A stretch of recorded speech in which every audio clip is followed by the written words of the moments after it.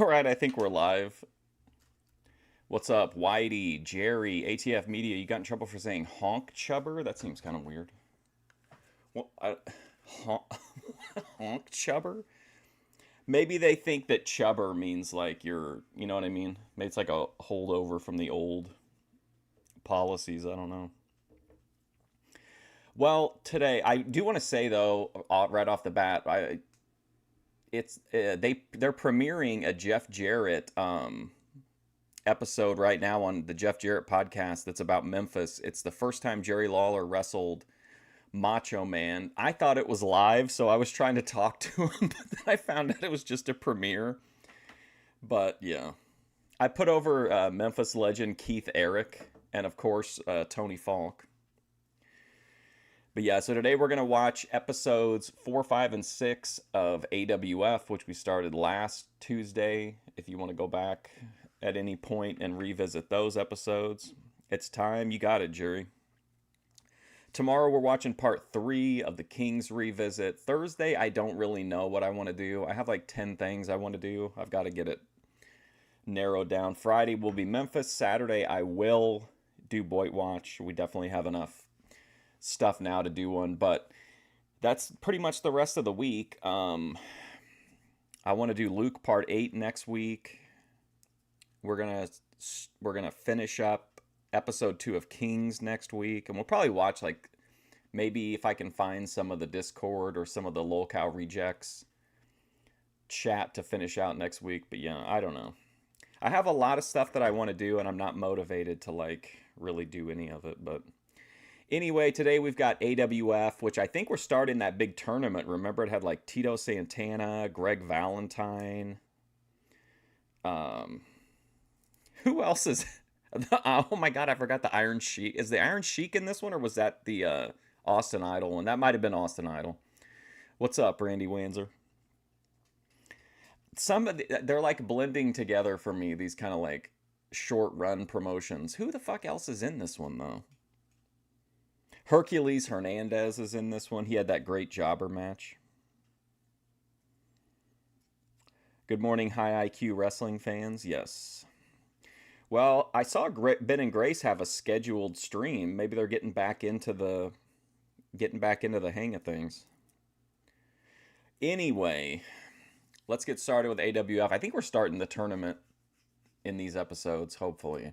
But I ran the copyright thing. We should be good. We shouldn't have any interruptions. But let's go live to ringside with the Red Rooster. Hi, everybody, and welcome to the greatest wrestling in the world today. This is the American Wrestling Federation. My name is Mick Karsh. Hey, what's up, Eddie? Terry Taylor. We're going to have Tony Atlas, Mr. U.S. Hey, Eddie, if you missed it, I was saying at the beginning of the stream, Jarrett put up a new podcast today, and it's it's detailing Memphis, and it's talking about the first time that Macho Man came into Memphis to wrestle Lawler. Stay in action. Nailz. That's gotta be good. Team. Hercules will be here with I can't find my hitters, so. Superfly in action. Luscious Tommy Rich.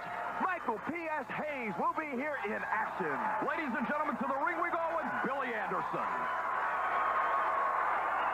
Ladies and gentlemen, this contest is scheduled for 3 rounds. Introducing first from Buffalo, New York, weighing 242 pounds, Ken McGuire.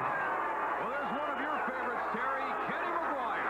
One of the few people I know who's well-rounded. Ken McGuire. 50-inch chest, 50-inch waist, 50-inch... Yeah, I'm definitely going to have to watch it. I stopped in to put over Keith Eric, but then I had to go. And you talk about a direct opposite as far as physical conditioning is concerned. Oh, damn, we got Tony Atlas up in here. Oh, man, I love Tony.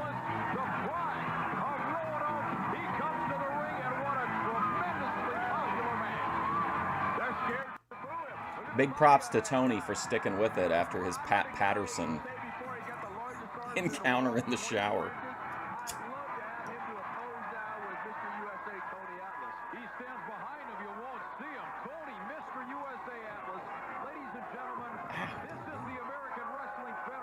Hold on, I need to...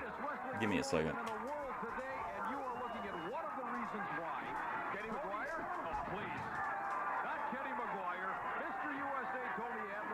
As big as he looks on television, when you see this man up close and in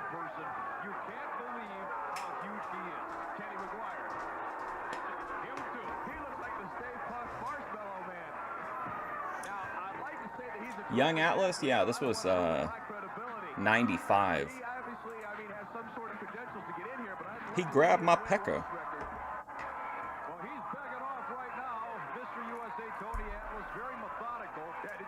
I gotta grind some weed. I'm sorry.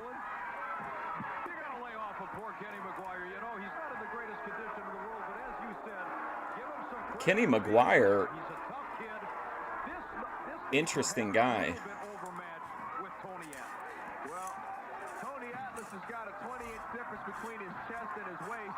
Look at Tony.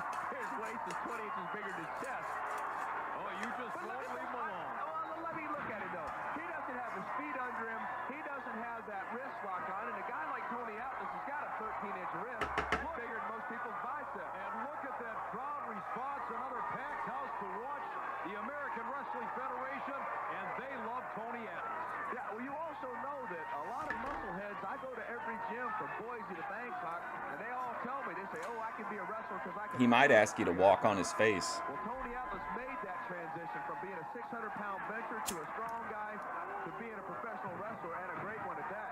Now, see, that lower back almost gave up trying to lift McGuire. Well, I don't know what Kenny There we go.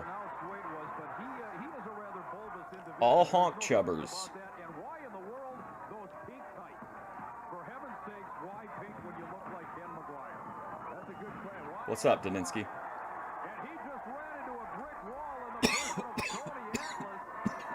I gotta smoke bowls all morning.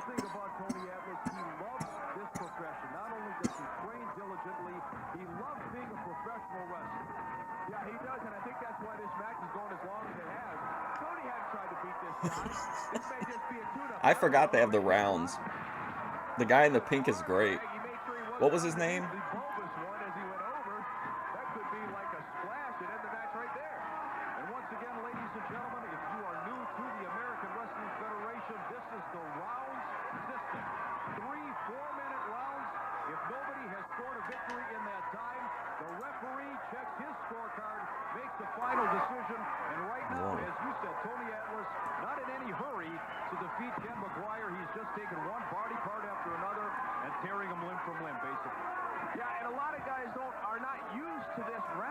Man, talk about grabbing an arm and holding on to it. Jesus, Tony.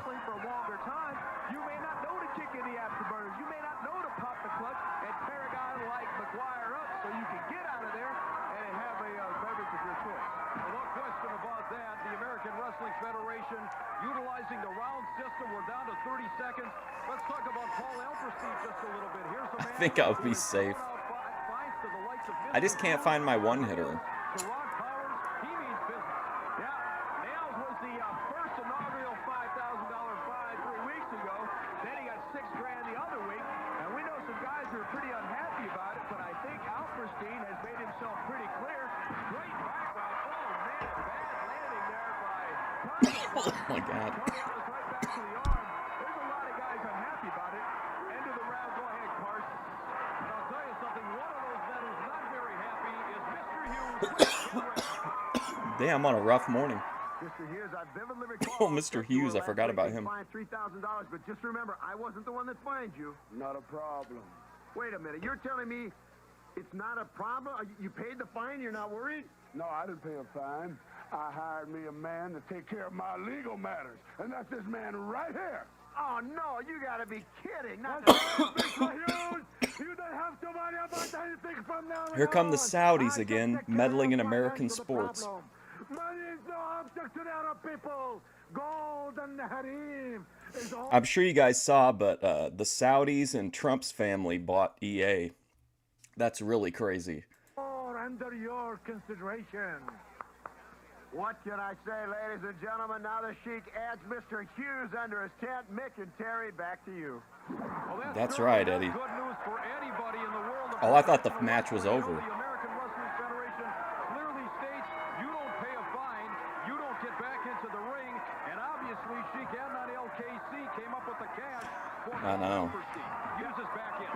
Yeah, I think that kind of negates the fine deal. I think Alperstein's going to have to look at that a little bit differently because old Moneybag said he's going to take care of it. I can't believe this guy is still in the match. Thought I'd see. Oh, Kenny McGuire working over old Mr. USA. Oh, it must be the second win. See, Big mistake. Well, clearly you run Tony Atlas' head into the turnbuckle. He does a better job himself. That was Adnan Al-Casey. He was like, remember when Sergeant Slaughter turned heel? He had the Iron Sheik, and then he had the other guy. That's the other guy, I'm pretty sure. Fast-paced, high-impact wrestling, yeah. Fucking arm lock Tony.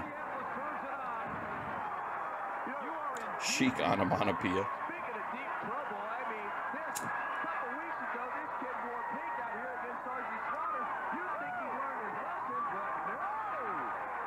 Well, that should have been. Oh, wow, I got him right by the taint. He can't press him. I'm betting you right now. All right, I say he can. Bring it on. He did it. I knew he could. Man, that was a pretty good slam, though. Manhandling Ken McGuire. Why the splash? I don't get it. This one is over. Yeah, right there. That was a great finishing maneuver for Tony Atlas. If he murdered McGuire did that with somebody. Here we go back again. I told Man, he really gripped it. Man, Great move there. Tony Atlas picked that guy up like a bowling ball, man. Great strength. I don't know how he did it That without was a weight rough. belt and wraps. Boom. Takes off there. Beautiful splash. Bang. Tony Atlas is your winner. Ladies and gentlemen, indeed, we're going to be back with more great American Wrestling Federation action. Stay with us. We're coming right Man, back I in. can't believe the corner we turned in the Luke content, man. That was wild. Value City. Oh my God. You got to be shitting me. A 3-piece dinette for $88?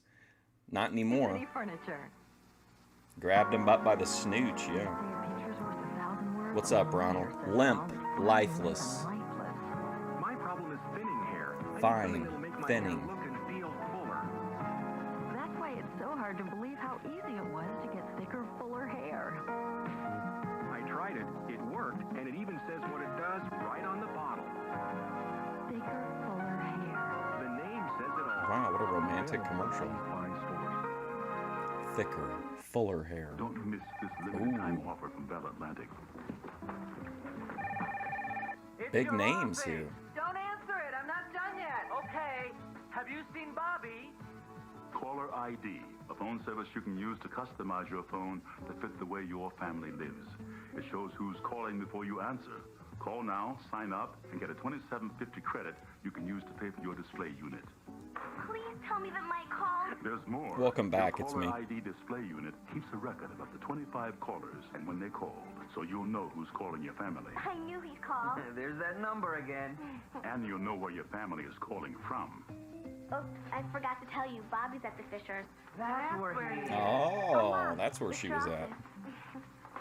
Yes, Mr. The Bigelow. voice Call goat. now, sign up for caller This ID from is Bell Atlantic CNN. and get a $27.50 credit that can pay for your display unit. And he was the Lion King, right? The dad. Bell Atlantic, the heart of communication. Last summer, I went to summer camp. We went to the most beautiful place That bowl I've was for ever James been. There I Earl found Jones. Things to do and things to learn, and a brand Yeah. new best friend. Shit. Do you remember It's Me back in the day? You could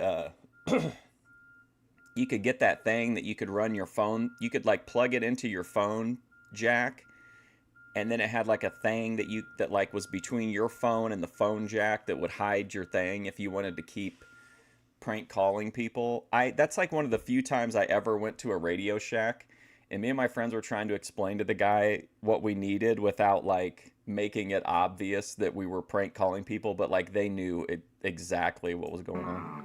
They didn't give a shit, but Summer camps. Each year we help more than 100,000 people get back to the basics. Welcome back, everybody. More great action with the American Wrestling Federation Tag Team action on tap. Terry Taylor. oh no. I wonder, they said last week that Nailz was going to, remember they said it was going to be like a big surprise mystery partner, and it ended up being a guy that we'd already seen wrestle like a bunch of times. Jimmy Powers and Billy Joe Eaton. Yeah, it would make it so that the people on the other end would see a random number, and if you had a bunch of money, I don't think they sold them at Radio Shack, but I think they made ones where you could kind of like just put in what number you wanted it to be coming from. It was real. Well, we always heard that, but we never actually saw one. So that could have been like a teenager gossip thing. But the thing that I had, definitely, like, you could still prank call people for a while, but eventually that, like, it just became like so built in you couldn't really get around it. Hey, what's up, Leave?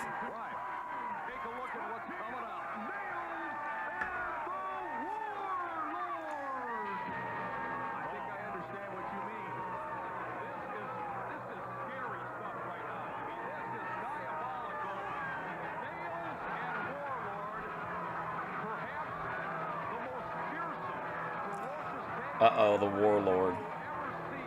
He doesn't even care enough to shave his head for this, guys.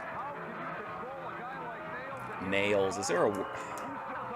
be honest, do any of you actually like Nailz? Like to see him wrestle?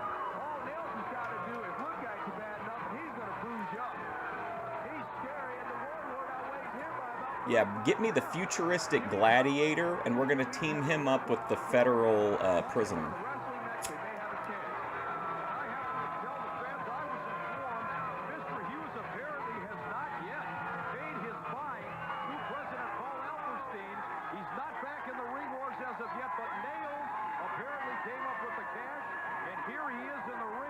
Yeah, I just don't understand the appeal of Nailz. I get it in WWF because, like, there was a clear path for him. Like, it made sense that he would feud with the Boss Man, but, like, I don't know what they could have done with him after that. Besides maybe put some people over on the way out. Like, why wouldn't they just come and take him back to jail if they know where he's working? Am I overthinking that? I remember, like, I feel like when I was a kid, that's kind of what I was thinking, was like, why don't they just come arrest this guy? But if he was only out for a little while, then, like, that kind of makes sense. Like, oh, he broke out of prison so that he could beat up the big boss man, or so that he could, you know, S.A. Vince McMahon.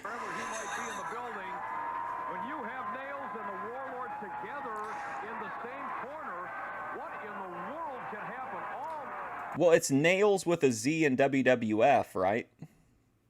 But here I think it's with an S. Or maybe they just didn't check how to spell it. You know what is going to break loose here? Jimmy Powers, a tremendously accomplished wrestler, and he's looking across the ring in awe at the competition. Yeah, but I think it's more like a respect. Oh, hey, what's up, Whitey? I didn't want to say that he raped him because I don't remember the exact details, but I don't think it was actually, like, penetrative sex, right? I don't think. Between Nailz and Vince McMahon, I mean. The promos were hilarious. I just never understood it. I would love to have a figure, though. That would be really cool. How you doing, Parbs? You know, big and strong, Terry, is one thing, but these two, particularly Nailz, an absolute maniac. I mean, a bona fide nutcase. Warlord and Nailz, what a team. His size with the fact that he would just as soon break your neck as pin you. Look out. Yeah, I think if I was wrestling Nailz, I'd be happy if he did grab. What do you think? Which version do you like better? Like, the one that had, like, the face paint, and he wore the black trunks, and he was like when he was in, like, the Powers of Pain, or do you like the, like, futuristic steroid Phantom of the Opera version?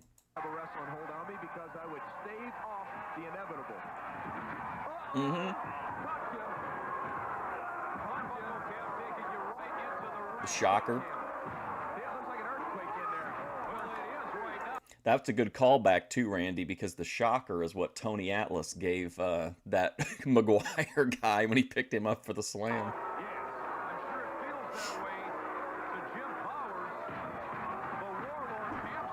I really like the Warlord. I think he's a solid wrestler. Just terrible promos. I could manage a guy like the Warlord. That'd be what I'd be good at.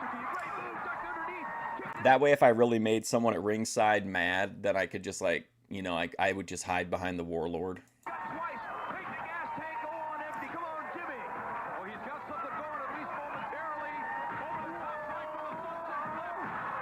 No paint, just massive. I really liked the Barbarian when he had like when he was like a nature witch or whatever. I like that future past dynamic they had for a minute. You saw Warlord on Judge Judy. What's up, Wrestle Plunge? Billy Joe Eaton. Or is that Jimmy Powers?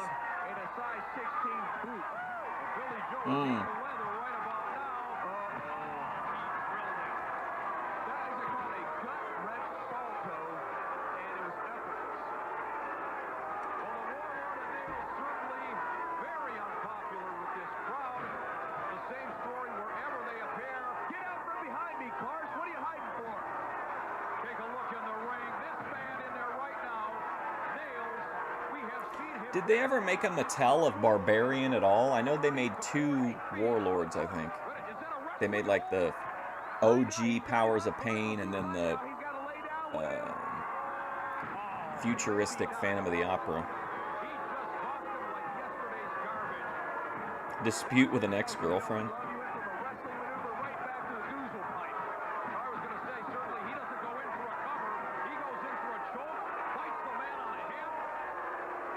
Yeah, I think there's a lot of people that's true of, that like kind of change their style, like their styles change whenever they get like too big. I kind of feel like that's the deal with Dynamite Kid. Like if you look at, I mean, he was always big, but he wasn't like big like he was in the WWF all the time, and I feel like it really changed the way he wrestled.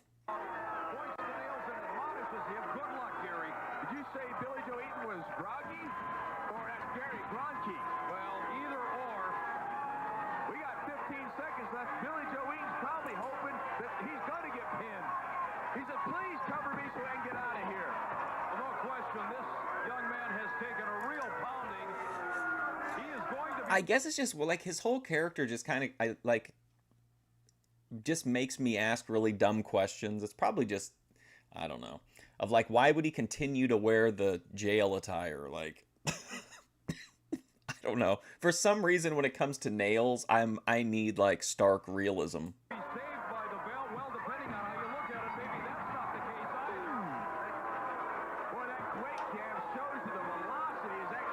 Oh man, we made it into round 2. How embarrassing for Nailz and the Warlord. Uh-oh, who's this trad coming into the ring? Ooh, ring girls. See, look at these nice, respectable trad ring girls. What's up, Knuckle? Hey, what's up, Championship Wrestling from Jeremy?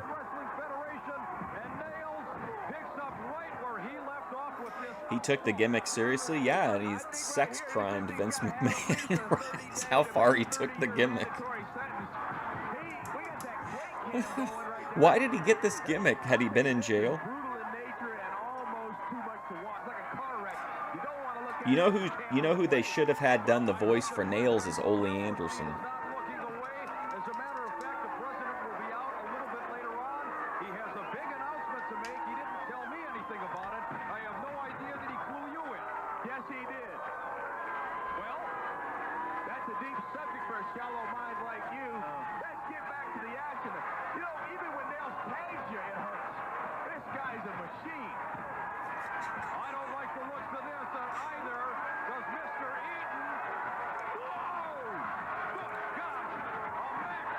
Yeah, that's kind of true, too. I didn't think about that one as much, though. I just figured he was an asshole. I guess you could say, like, well, Nailz just knows that he's going back to prison anyway, so why change his clothes?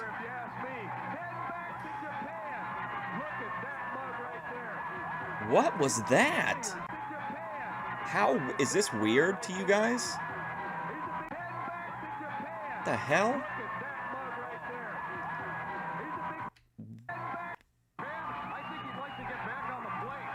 I don't understand this at all.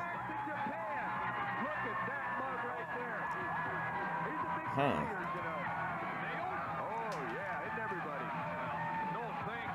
I don't understand that. That's weird. We take a look at the slow-mo. Watch this. Textbook Heard he was hard to work play. with. Well, Who, more like a Nailz? Yeah, I don't blackjack think I've ever heard a looking positive Look at this. Picked him up story into a about salto. I don't Nailz. think these guys broke a sweat or went off their feet. Unbelievable action. And then right here, the carnage continues. Billy Joe Eaton has to be the toughest man on earth or a blocking dummy. I'm not sure. Well, I've got to tell you something. This Toughest man on earth, he's unconscious. What's he talking about? Opening bell. Let's send it right now to our broadcast partner, Ken Resnick. He's caught up with the team of the Warlord and Nailz. Most devastating wrestlers I've ever seen. In fact, the only thing that comes to mind to stop that team is a Gatling gun. Or more Wow. absolutely devastating to say the least. Please, folks, don't bring a Gatling gun down to the arena. Honest, if he's anywhere but here, it's Ken fine with Resnick me. inciting violence. Nailz wasn't happy with the match. For now. Man, I gotta remember I'm smoking bowls, not one opponents hairs. yet. He's having a little fun. He likes it, just like I like it.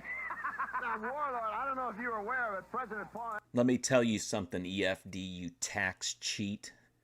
Your due date is coming up, and you need to pay up.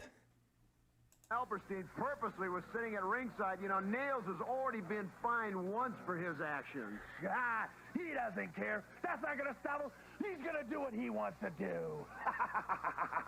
He should Ladies only and gentlemen, laugh. All I could say is if Warlord and Nailz remain teamed up here in the American Wrestling Federation, it spells nothing but doom for their opponents. Let's go back to ringside. Here's Mick Karsh and Terry Taylor. He was in the AWA. I don't really know anything about him besides his Big Boss Man run. What do you think about Nailz? You think he's laughing?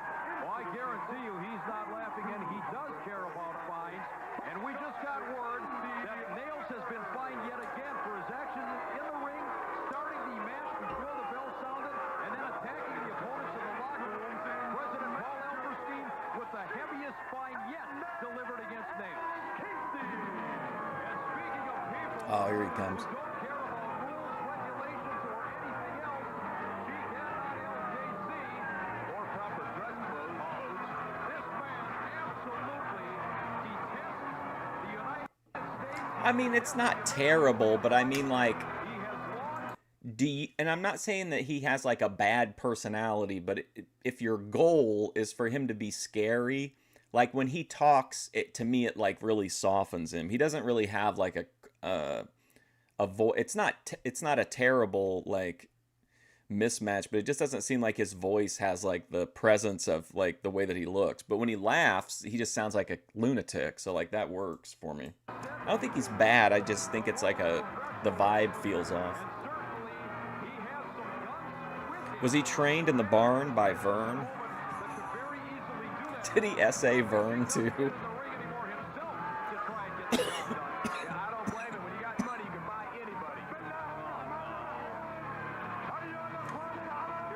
Get this guy out of the ring.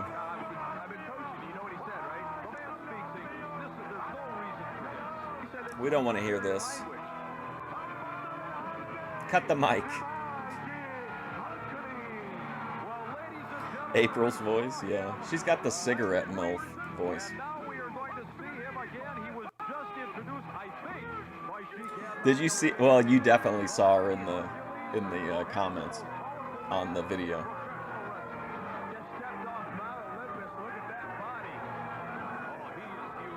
No, no, dude. No way.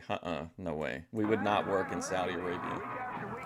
We're an American company. We would only run shows here, and maybe in honor of the great Canadians, maybe we would do. Maybe in North America we would tour, but I definitely would not go to Saudi Arabia. I wouldn't want to go there myself.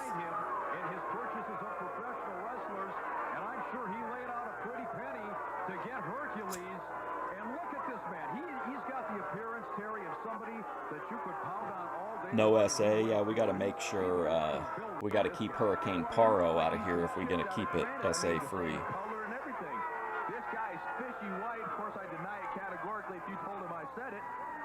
I mean, I think you have to be, I think everybody to some extent has to be motivated by money because you have to have money. I mean, it's just reality. But like, I just don't think so. I just don't understand it. I think these companies have so much money. Why do they want to like EA now that they're owned by Saudi and the Trump's son-in-law's family, like, you know that that's gonna have an effect on the product. I mean, we don't know what it's gonna be, but I just don't see Saudis being hands off, super hands off. It doesn't mean it would go like to an extreme or whatever, but it'll be interesting. He told me before, if you think I'm in it for anything, She left a couple more messages. I'll have to check them out. Well, once again, ladies and gentlemen, the American Wrestling I don't mind that she's here. I don't mind if she reacts to Luke or talks to us about whatever, but as long as she operates the same way all the other characters that cycle through chat here when we're watching them do, which is that, like, there are going to be people who don't like you that are going to bag on you, and like that's not going to get crazy, but like you do have to, like, it's not like a hug box. It's about control. I agree. But what are you going to do? I mean,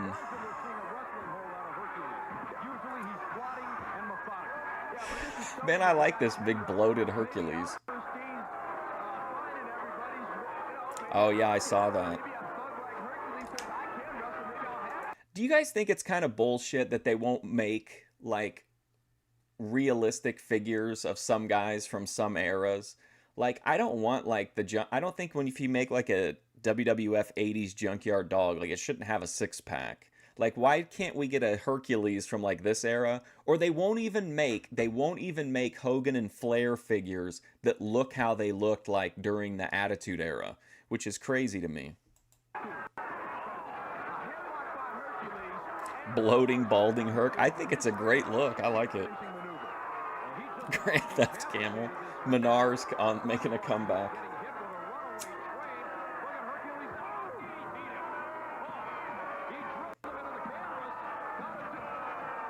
Oh, I hate that. God damn it. Of course he could, but this, I think, is another way of KC or Adnan LKC. I can't even say it, it's so long. His way of making a message through Hercules. Did you see that belly to belly where the arm was in and the shoulder got driven in? Remember Big John Studd? Yeah. Oh man, the Power Town.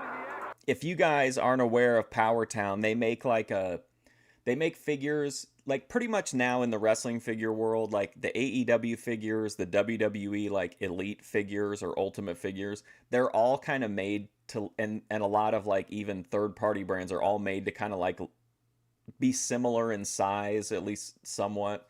So Greg Gagne, Magnum TA, and some other people formed this company called Power Town, and they were going to licensed, like they said, hundreds of people, and they were going to release like the figures of like the Territory era and earlier guys. And Cornette's got a great episode, has multiple great clips about it. But they recently had like a meeting to update on why no one's gotten any shit in forever, and there's been no news about anything, and none of the wrestlers are getting any paydays. And it was absolute boy, like the cope from Greg and Magnum TA. It was a really like cringe live stream.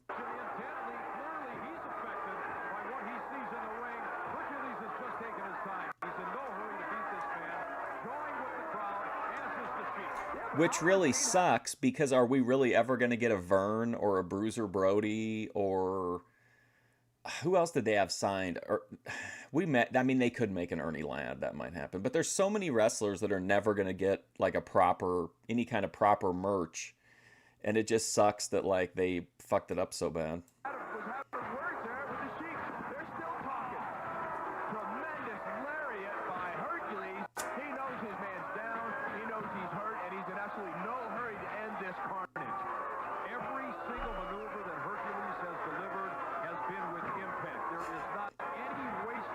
It's a wild thing. Marty Jannetty did a live signing with High Spots recently, but I haven't watched it yet. Oh, remember that sick when he hit last time? Oh God, look at this. Ooh, nice.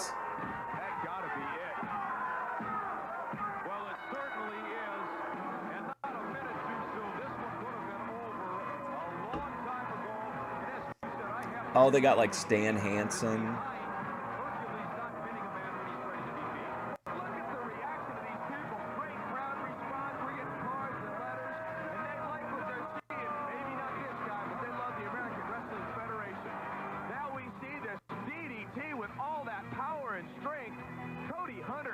done. And then you have Hercules throwing I think he put him down really well on the power bomb, but it just still looked. He just did it with such force, you know. Looks like he puts him down pretty flat. Yeah. With the president, I can't wait to hear that announcement. Well, ladies and gentlemen, at this time, our good buddy Ken Resnick has That's the figure they owe you, Stan Hansen. of speaking with Hercules. Like it or not, Sheik, Adnan El Casey's men are. It's so weird that Mattel doesn't license guys like that. They could sell a couple thousand Stan Hansens Keeping a very close watch from ringside on your man on like their collector website. At ringside. 1 second, Resnick. I cannot help my action. I have the greatest wrestlers in the world, the mighty Hercules, and I promise you, I will bring more and more to destroy everybody in the American Wrestling Federation. Mighty Hercules, you know, would you give him some piece of your mind? Do you think it would upset Hercules during this phase if I came up to him and I was like, "Oh, I'm such a big fan of yours, Mr. Ted Arcidi"? You know, I don't know what President Paul Epstein's problem is. That's the kind of nonsense that I think is funny. Does not cheat. You have never once seen me break any rules. I might bend them a little bit, and I might change the situation around to fit my way, but that's the way I do it. That's the way I've always done it, and that's the way it's going to be done from now on. But he said he's always done it that way. Mick Karsh and Terry Taylor with the American Wrestling Federation. In just a few minutes, Terry, I understand that President Paul Epstein is going to be here with a blockbuster announcement. And Hey, Tony Ramone from the band. What this is all about. Yeah, he's going to give me a raise. Wait a minute. What about your partner in broadcast? Excellent. Oh, Snuka's in. Well, ladies and gentlemen, you talk about tremendous wrestlers coming to We watched him in what was the fuck was that company called? What was it in somewhere in Arkansas? Oh, now wait a minute now. Oh, wait a minute. What are they trying to pull here? This is the Tonga Kid, right? Who were his kids? His kids are in the bloodline, aren't they? At least one of them. Yo, I can't believe they just put it as Superfly. Are you shitting me?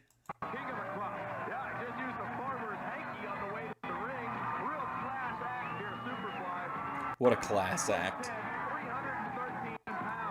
What an absolute scam.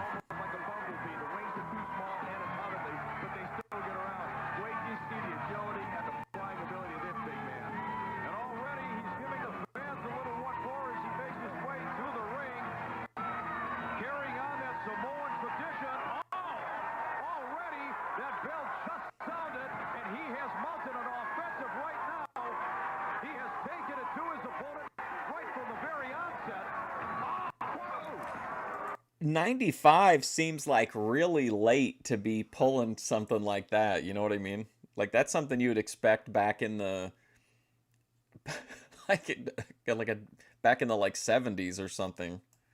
Like back when they used to do those who was it? Jack Pfeffer? I can't remember who did like those weird like Bruno San Martino. Oh, it's Tony Ramone.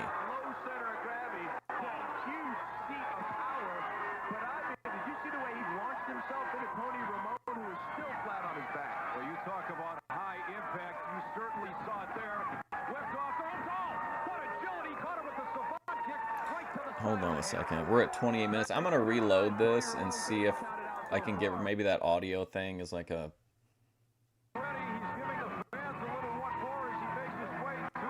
No, it might be on the tape.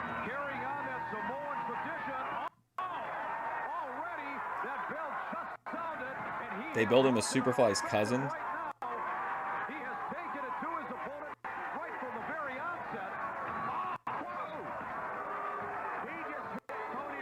All right, see you later, Whitey. Good to see you in the live stream. What's up, Luna? You just missed Whitey.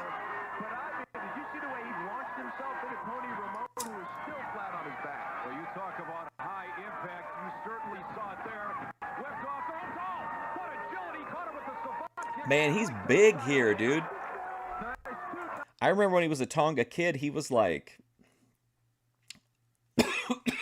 he was like the smaller, lighter guy than Aku. Oh my god, 406?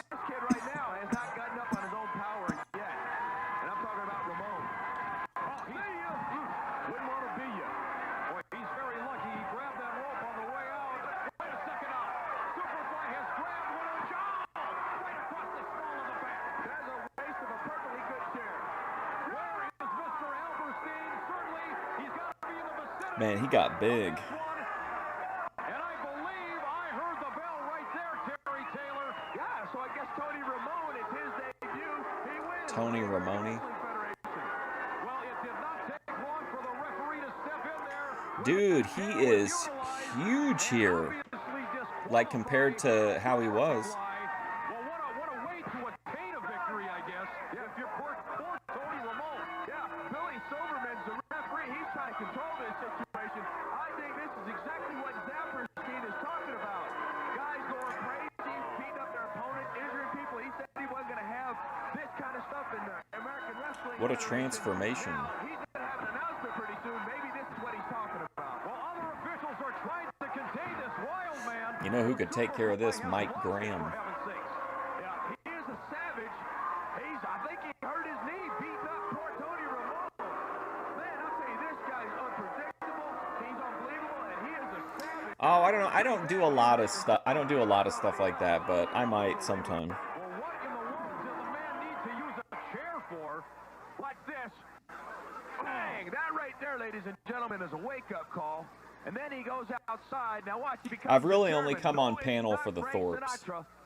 Bang! Hits him with that chair. Unbelievable. I think he should be disqualified. We should split his fine. Well, ladies and gentlemen, at this time, we're going to send it to Ken Resnick. He has caught up with the president of the American Wrestling Federation, Mr. Paul Alperstein. With me is American Wrestling Federation President Paul Alperstein. I might add, a very active President, Paul. I noticed you time and time again sitting at ringside watching whether the rules are being adhered to or not, and I think a lot of people are very happy to see you taking such an active part. But I know What a waste of time for the guy running the place to be seeing, making sure the referee's doing his job. AWF World Championship belt, that this announcement may deal with who is going to be the world champion here in the AWF. Yes, Ken, as I said, this is the ATF major media. announcement. Next week, we begin drawing for the American Wrestling Federation Championship. It is a single elimination 16-man tournament. All right, now, Paul, let me ask you. 16 men will be in the tournament, single elimination. But you say you're going to be drawing to determine which 16 are going to be in the tournament. How did you determine? I thought we already who's saw going to the be in tournament brackets. There were invitations sent out to the top 50 wrestlers around the world, and the response has been tremendous already, and next week we're going to draw those responses. All right, so next week here, we'll draw the 16 men. Now, am I understanding that all the tournament, the elimination matches right after the championship will No. be seen right here on television? Everything, I don't believe anything OPC Don says anymore. He just likes to drop in and remind me that he exists, so I'll talk about him on here or whatever his little game is. He never follows through on anything. He's a liar. Every tournament match in the AWF Championship will be seen on It's television. just, it's foolishness, All right, there you have Daninsky, it. to get Next week, involved in these you things. will find out which 16 men will be in the first ever AWF Championship tournament. Well, what a tremendous announcement from President Paul Alperstein. The AWF Championship Tournament. Did you get an invitation? You've got to be one of the top 50 in the world. I'm in the top 7. Did you get an invitation? Yes, I did. Oh, you have a wrestling channel? Well, I don't have it with me. I'm here at the broadcast position with you. All right, ladies and gentlemen, back to action in the ring. And we're talking about the great names coming to the American Wrestling Federation. I don't mean Rico Suave. Look at the hammer. Is this our main event? Probably not. Well, it is the hammer. It takes him an hour to get warmed up in the ring, according to Gorilla.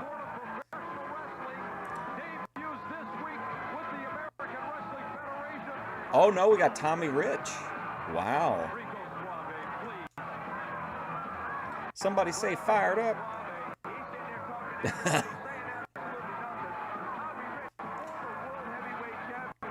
Man, the audio on this is terrible.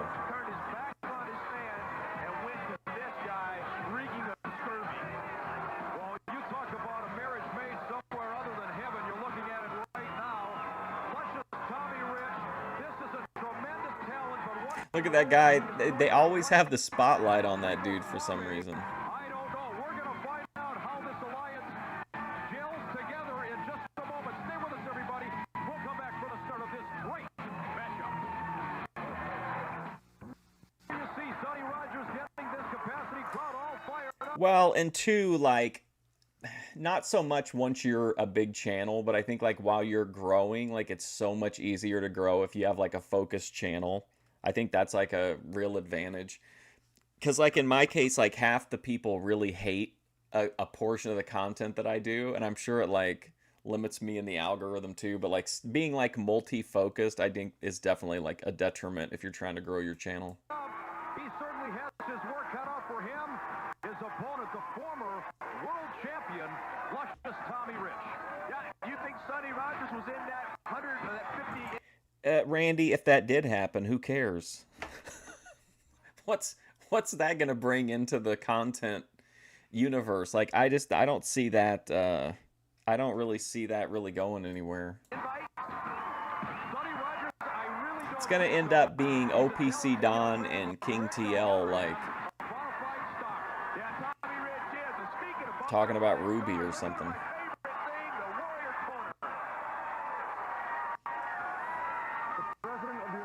Federation is wasting no time. He is looking for a champion. There has been a big announcement of a tournament coming up in the near future, and Tito Santana wants to be part of this tournament.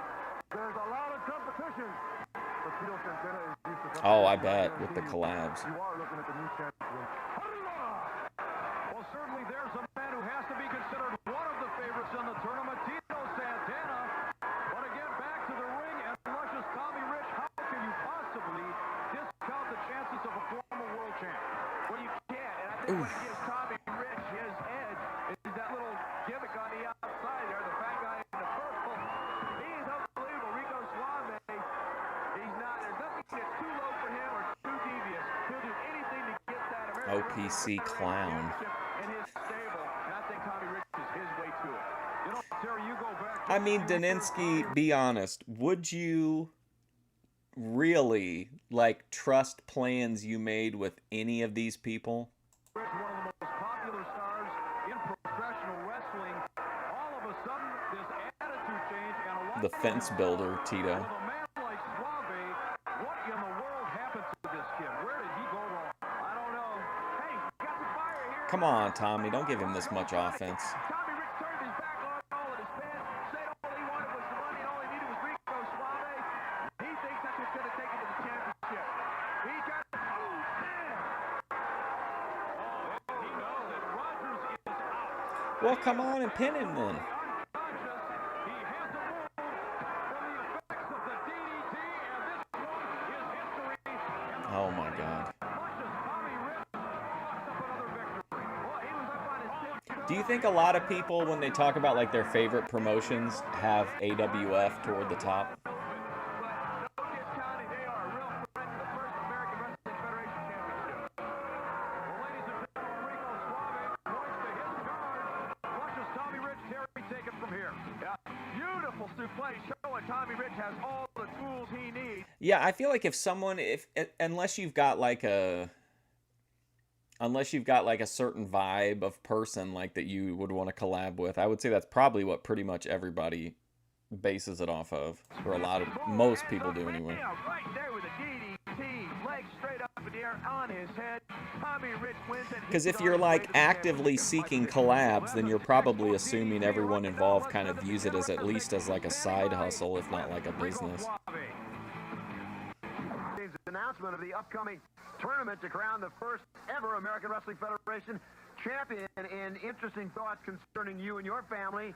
Granted, 2 great stars in the family. What if only one of those would get in the tournament? Let's get to the important These thing. are some of the most First off, honest, the sane, and family reliable is people. undefeated in the American Wrestling Federation. That's first and foremost. No question. As far as my family being in the tournament, well, you know something? Take a look at I do have to say, though, I do have to say that working with all of these interesting people has been pretty smooth as far as like them doing what they say they're going to do most of the time. Not OPC Don. I'm talking about like the creators and stuff like that. Like the deal with Ben was like super easy. Like everything went pretty much exactly as planned without having to like talk anything out. Luck and the Suave family is VP, easy to work with. Ruby, easy to work with. Until Whispergate. Speaking of both of my men, none other than Greg the Hammer Valentine. Now I've been kicked out of the Ruby press pool. No stranger to championships around your way. That's right. You know, I've had so many titles in my long, illustrious career. I can't even remember all the titles, but it doesn't matter because now is 1995. I bet Ben is probably one of the more reliable. The #1 federation in the entire world, and Greg the Hammer Valentine has the chance to be in a tournament. And I'll tell you what, I'm going to bring the belt to the family. If not me, if I don't get it, Luscious Tommy Rich will get it. I guarantee you. Baby. Down there, Hammer. You The know Hammer and Luscious, and the Luscious one. Coming your way, talking about a tournament. Well, this man's been a world heavyweight champion. I've been a world heavyweight champion. You talk Sergeant Slaughter. That was a great match. Oh, get serious, Daninsky. So what we're talking about, you know, you're talking about we can't get the tournament. This man here, it's a drawing. This man, the money he's got. The whole thing with the only thing I told Grace is I don't want to be on a panel. I don't want to talk to Lalo or anybody else. Like I just wanted to interview Ben.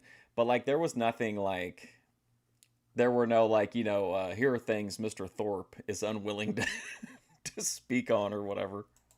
He'll make sure we're in that tournament. I really don't see it as a softball interview. I think I extracted what everybody wanted to know. That's right, because this is the cream, and the cream always rises to the top. To the top of the ladder, the AWF. You ain't seen nothing like the family, baby, and here they are. Right Shout out to Luna Star and King Lee Cypress for 406 subscribers. But speaking of 06, please, EFD, put down the Steel Reserve, turn down the music, and open your wallet. Please, EFD, $306. San Antonio, weighing 202 pounds, Trevor Blanchard. Oh, I forgot about Trevor Blanchard. Or nephew or somebody, Trevor Blanchard. And his opponent from Best Street, USA, weighing 250 pounds.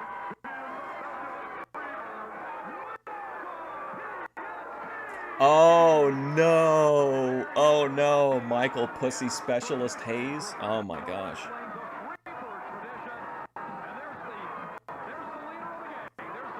Yeah, you're gonna be too big for Boyd Watch pretty soon. I'm trying to hold on to Flexum, but I think we've got to let Flexum go. She's getting like 80K views on a lot of her lives now. Her videos still are about the same, but her lives are crazy a lot of the time.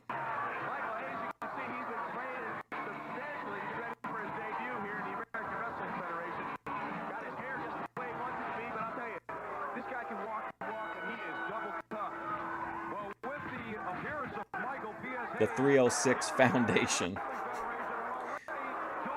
If you're watching this live, this content's being provided ad-free thanks to the 306 Foundation. And viewers like you.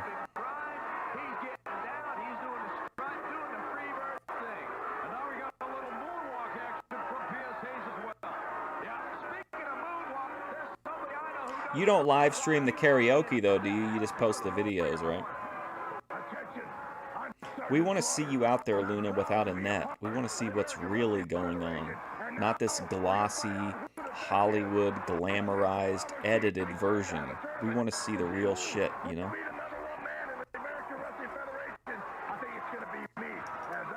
Hey, what's up, Cody Turbo? Well, you know, this one is getting tougher to call by the minute. How do you bet against Sergeant Slaughter in Have to enter the ring with their shirts on, yeah.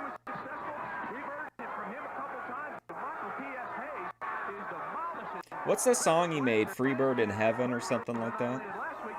Doot, doot, doot. And you know, Michael P.S. Hayes has had basically since the onset of this match a grin on his face. Oh, he's in the main event too. He loves his work. He loves dismantling the opposition in that Freebird tradition that we talked about earlier.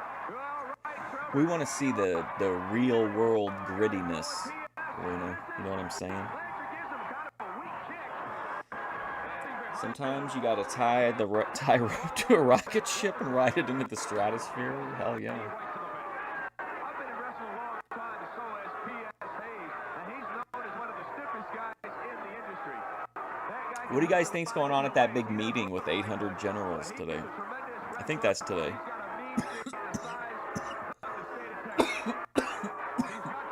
Sorry, I didn't mean to grace there.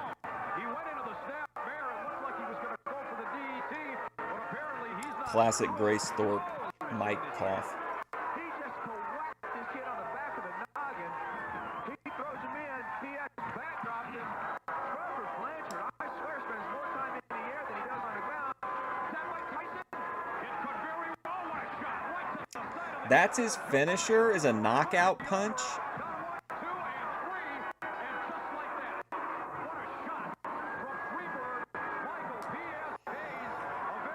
Well, they called them all in, right? Standard Bohemian Grove meeting, yeah. Yeah, they called them in from, like, everywhere. Supposedly there was supposed to be some kind of talk about warrior ethos or something like that. That's what I read. I don't know if it's true or not. It's very strange, though. Folks, we're here at the Bohemian Grove. We had to walk past a pack of satanic witches on the way inside the park. Down on Trevor Blanchard, who was practically motionless, backdrops him into the ionosphere. Oh, right. I tried to, like, I reloaded it. Hurt. This kid comes staggering up, and Michael P.S. Hayes unloads with that. I think all that's left is the. Oh no, we got a Hayes promo. We'll see if it's on the next one. I might have to, like, put it in a new tab or something. But I did reload it, and it didn't change it. Right now, as we watch the moonwalk, let's send it to our broadcast partner, your good friend, Ken Resnick. Seed only one, Michael P.S. Hayes. You know something, Captain Butt Kisser? There's some things I mean, it could be an issue. I don't know. And number one, I am the only man that can come out and speak that women will love me no matter what I say. Because one night with me will definitely make their day. And that's all I've heard about is this alternate, this new American Wrestling Federation with these innovative ideas. Well, you knew Michael P.S. Hayes, the boy from Bass Street, USA, the innovator, the man, the originator that brought rock and roll into wrestling would have to be Gooner Stream with Flexum, VP, Grace, and Aphrodite bikini clips. So it is for me, but just keep this in Well, mind. I will get in that tournament, and heaven knows I feel like we have a what big the hell the anti-Gooner playoffs contingent in the chat. Okay, let's see if it does it in the next video. Attention! Americans have the freedom of choice, and your choice for professional wrestling should be the American Wrestling Federation.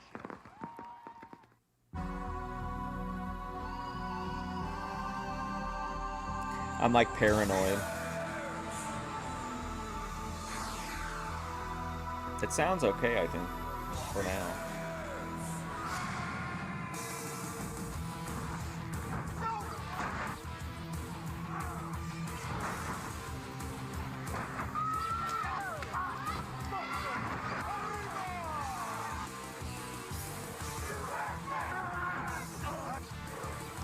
You're welcome, Luna. I'm always happy to shout you out. You're part of the Fusion Studios family.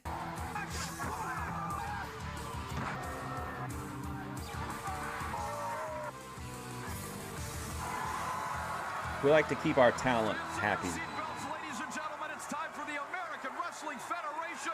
Tremendous wrestling action for you tonight. Yeah, I feel like we have there's like an incredibly strong anti-goon contention in the chat. Like, I feel like anytime there's goon content, even when we watched that weird, remember we watched that Coco Star OnlyFans behind the scenes that was really bizarre? That wasn't even really goon content, but it was like an e-girl, and people didn't like that.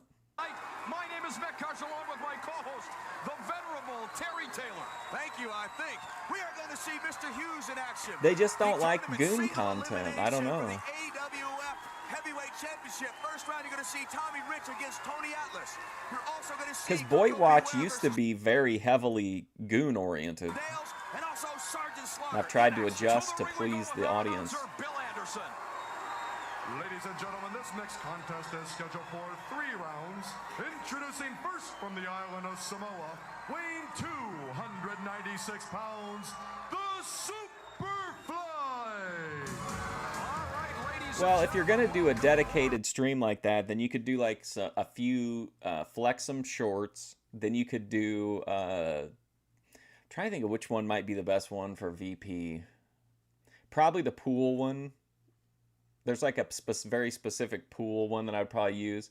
And then we'd probably just watch the entire Is Everyone an F-Slur stream from Grace. That's like just one non-stop goon stream. It's the monster from Samoa, the Superfly and Terry Taylor. An interesting week last week. The situation involving Luna's got the devil horns out for gooning. She's very pro-goon. Oh man, remember Hurricane? That guy that just looked like he came out of the crowd? Bethadone's doing Doc makeup stream? Wow. As we begin the American Wrestling Federation Championship Tournament. Oh my gosh, guys, on the Bethadone front, she had posted some really serious, like I'm not kidding, like really serious dark stuff, and I didn't know it. And I saw a few of her more recent ones, and they were kind of goofy, and so I put, your community posts recently are very Bethadone coded, and I didn't know she had put like all these like spiraling out ones up too that were like really like seriously dark. What's up, Rome Chat? Mediocre, average fly. ATF Media, that is because women, they don't want to rock with mediocre fly. They only want big fly. I don't like the way he operates, but he's very successful. And Mr. Hughes, I mean, we're in the first round of the tournament. First round goes 3 rounds. Also, I just want to point this out that when I asked Bethadone to send a Buffalo Beth, I think she was like influenced by some external chemicals that we won't talk about. So I think that's a vindication for me. How about Just Fly? Bethadone's chat is Gooners and Simps. Yeah, somebody said one time that her Discord when she had it was the Jurassic Park of Simps. Then the referee has a scorecard and determines the winner only in the American Wrestling Federation. Oh, look at that now. Sheik Adnan LKC on the ring apron distracted the referee, and Mr. Hughes seizes the opportunity, and he is unloading on Superfly from the get-go. And Terry, Superfly comes to the ring with a knee brace, and Hughes stomping on the brace and now works on the throat. Yeah, I'll tell you, in this business, I don't think she had any idea what anybody was talking about. Putting a brace on an injury is almost like if you look at those community posts, oh my god. They are so dark. They are so like, it's just like, man, it's crazy. It's really, really wild. Put it on the other leg, Superfly. He'll attack him. You'll protect the bad leg. And you've got to believe that a man like Mr. Hughes, of all people, he's like a shark. If he smells blood, he's going right after you. It was there was some like really out of pocket stuff on there. He's in dire straits. He's limping on that leg. He's in tough shape already. Yeah, he covers up that was leg. Authored by Ruby. Hits him in the face. Covers up the face. He gets kicked in the knee. Very bad when you're fighting a battle on 2 fronts. And right there also when you have Sheik Adnan LKC on the outside distracted. Superfly hadn't even got out of the starting blocks. Boy, he sure didn't. And there's a big headbutt by Hughes. It didn't seem to phase the Samoan. And a second shot. And Hughes taking a little bit of back that time. There's 3 ineffectual headbutts. And the Yeah, we keep our misogyny to an acceptable level here, I think. We appreciate without, you know, going too far with it. We don't get Spicoli with it. Which isn't to say that no one, like that at no point does anyone ever say dirt shoot. It does happen, but it doesn't happen as often, I don't think.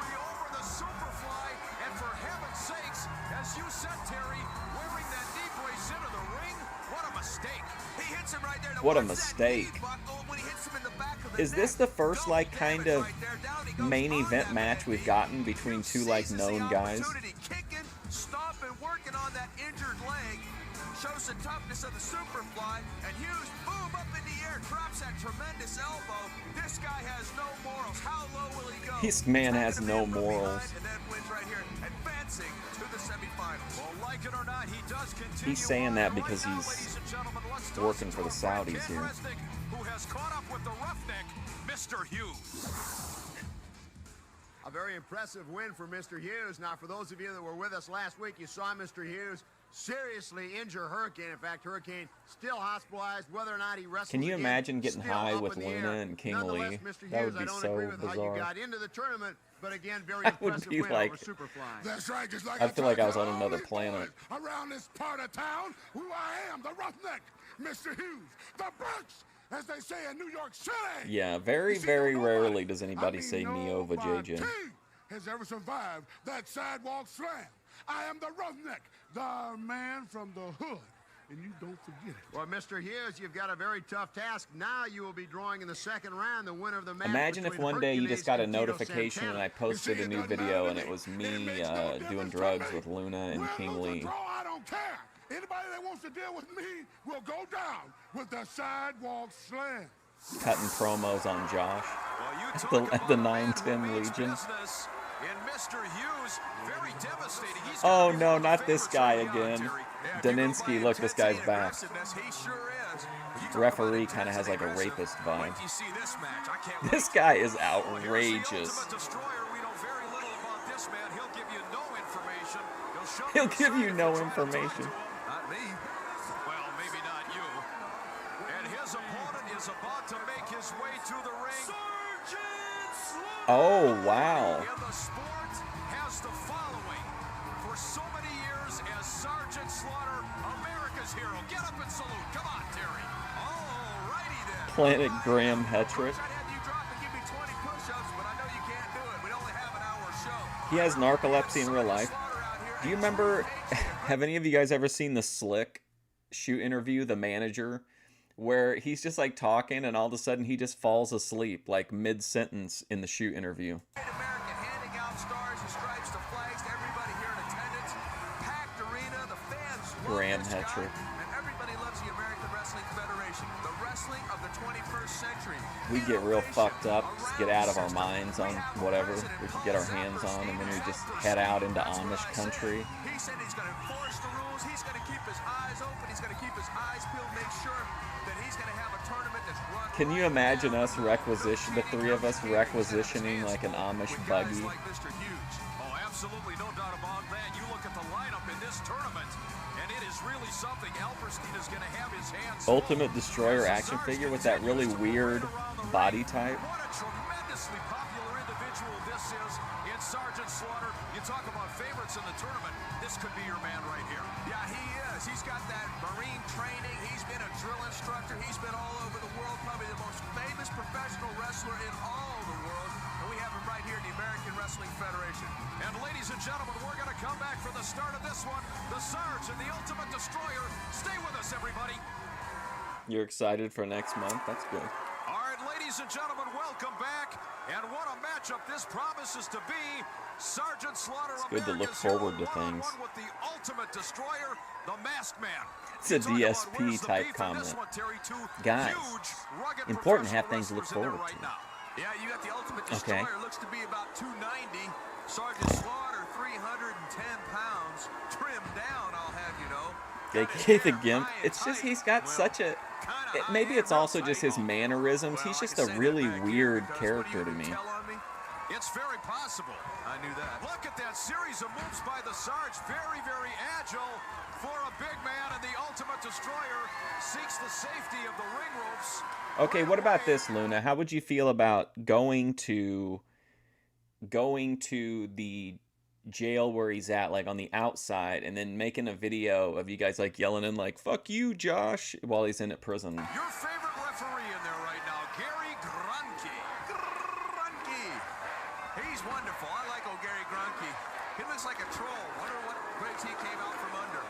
Listen to these fans picking up that chant of USA as they do wherever. Do you think people would boo me at an event if I started chanting USA? And again, if you're going to pick a winner, a potential winner for this tournament, how do you bet against Sergeant Slaughter? Well, it's against the law to bet, Cars. So I wouldn't bet. Too but bad. if I had to wager, I would wager on the Sergeant. Daninsky was hoping he was safely tucked behind bars. Well, a tremendous athlete, and we don't want to sell the Ultimate Destroyer short either. We've seen this man a few times in the American Wrestling Federation. He's never won a match. He is very, very tough indeed, very unpredictable. No, he's not. He's lost every quite match. agile for a man his size. Yeah, we got He's super lost on every heavyweights in episode, here. I think. There are no lightweights, and I think it's going to be a great contest. Sarge has got to prove himself, though. He's got to get through the Ultimate Destroyer. Everything we've said goes for naught. Absolutely. Referee calling for the break. Ultimate Destroyer.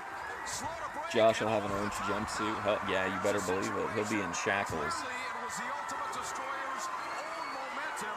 Oh my God! Look at the rats coming after him. It was the Ultimate Destroyer's own momentum that threw him over the top. Oh my God! What a great deal. What happened was he threw the punch. Sergeant Slaughter could have. Who is I don't know. I'm way too high to Google anything right now. Oh, he broke a flag. That's a death sentence now, I think.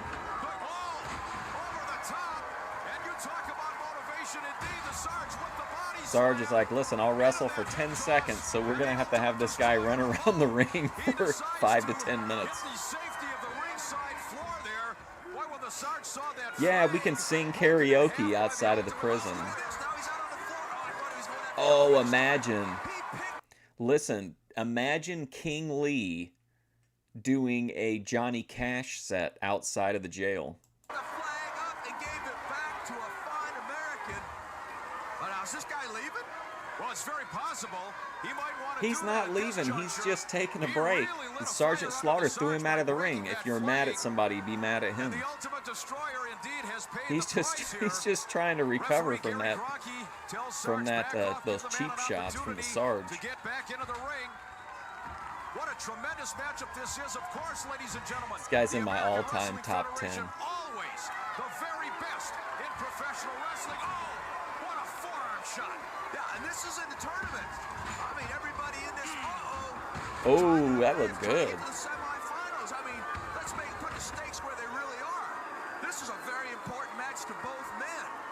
Both guys want to advance. I know I do. I want to see the winner. I want to see that was the Brazzers camera angle. Champion. Oh no, come on.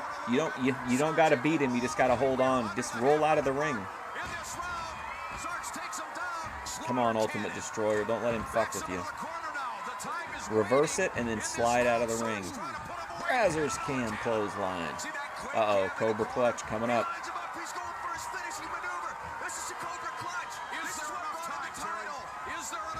Hang on, buddy. Hey, what do you guys think about the what do you think about what if he turned the guys that turn it into like a Cobra Clutch side Russian leg sweep?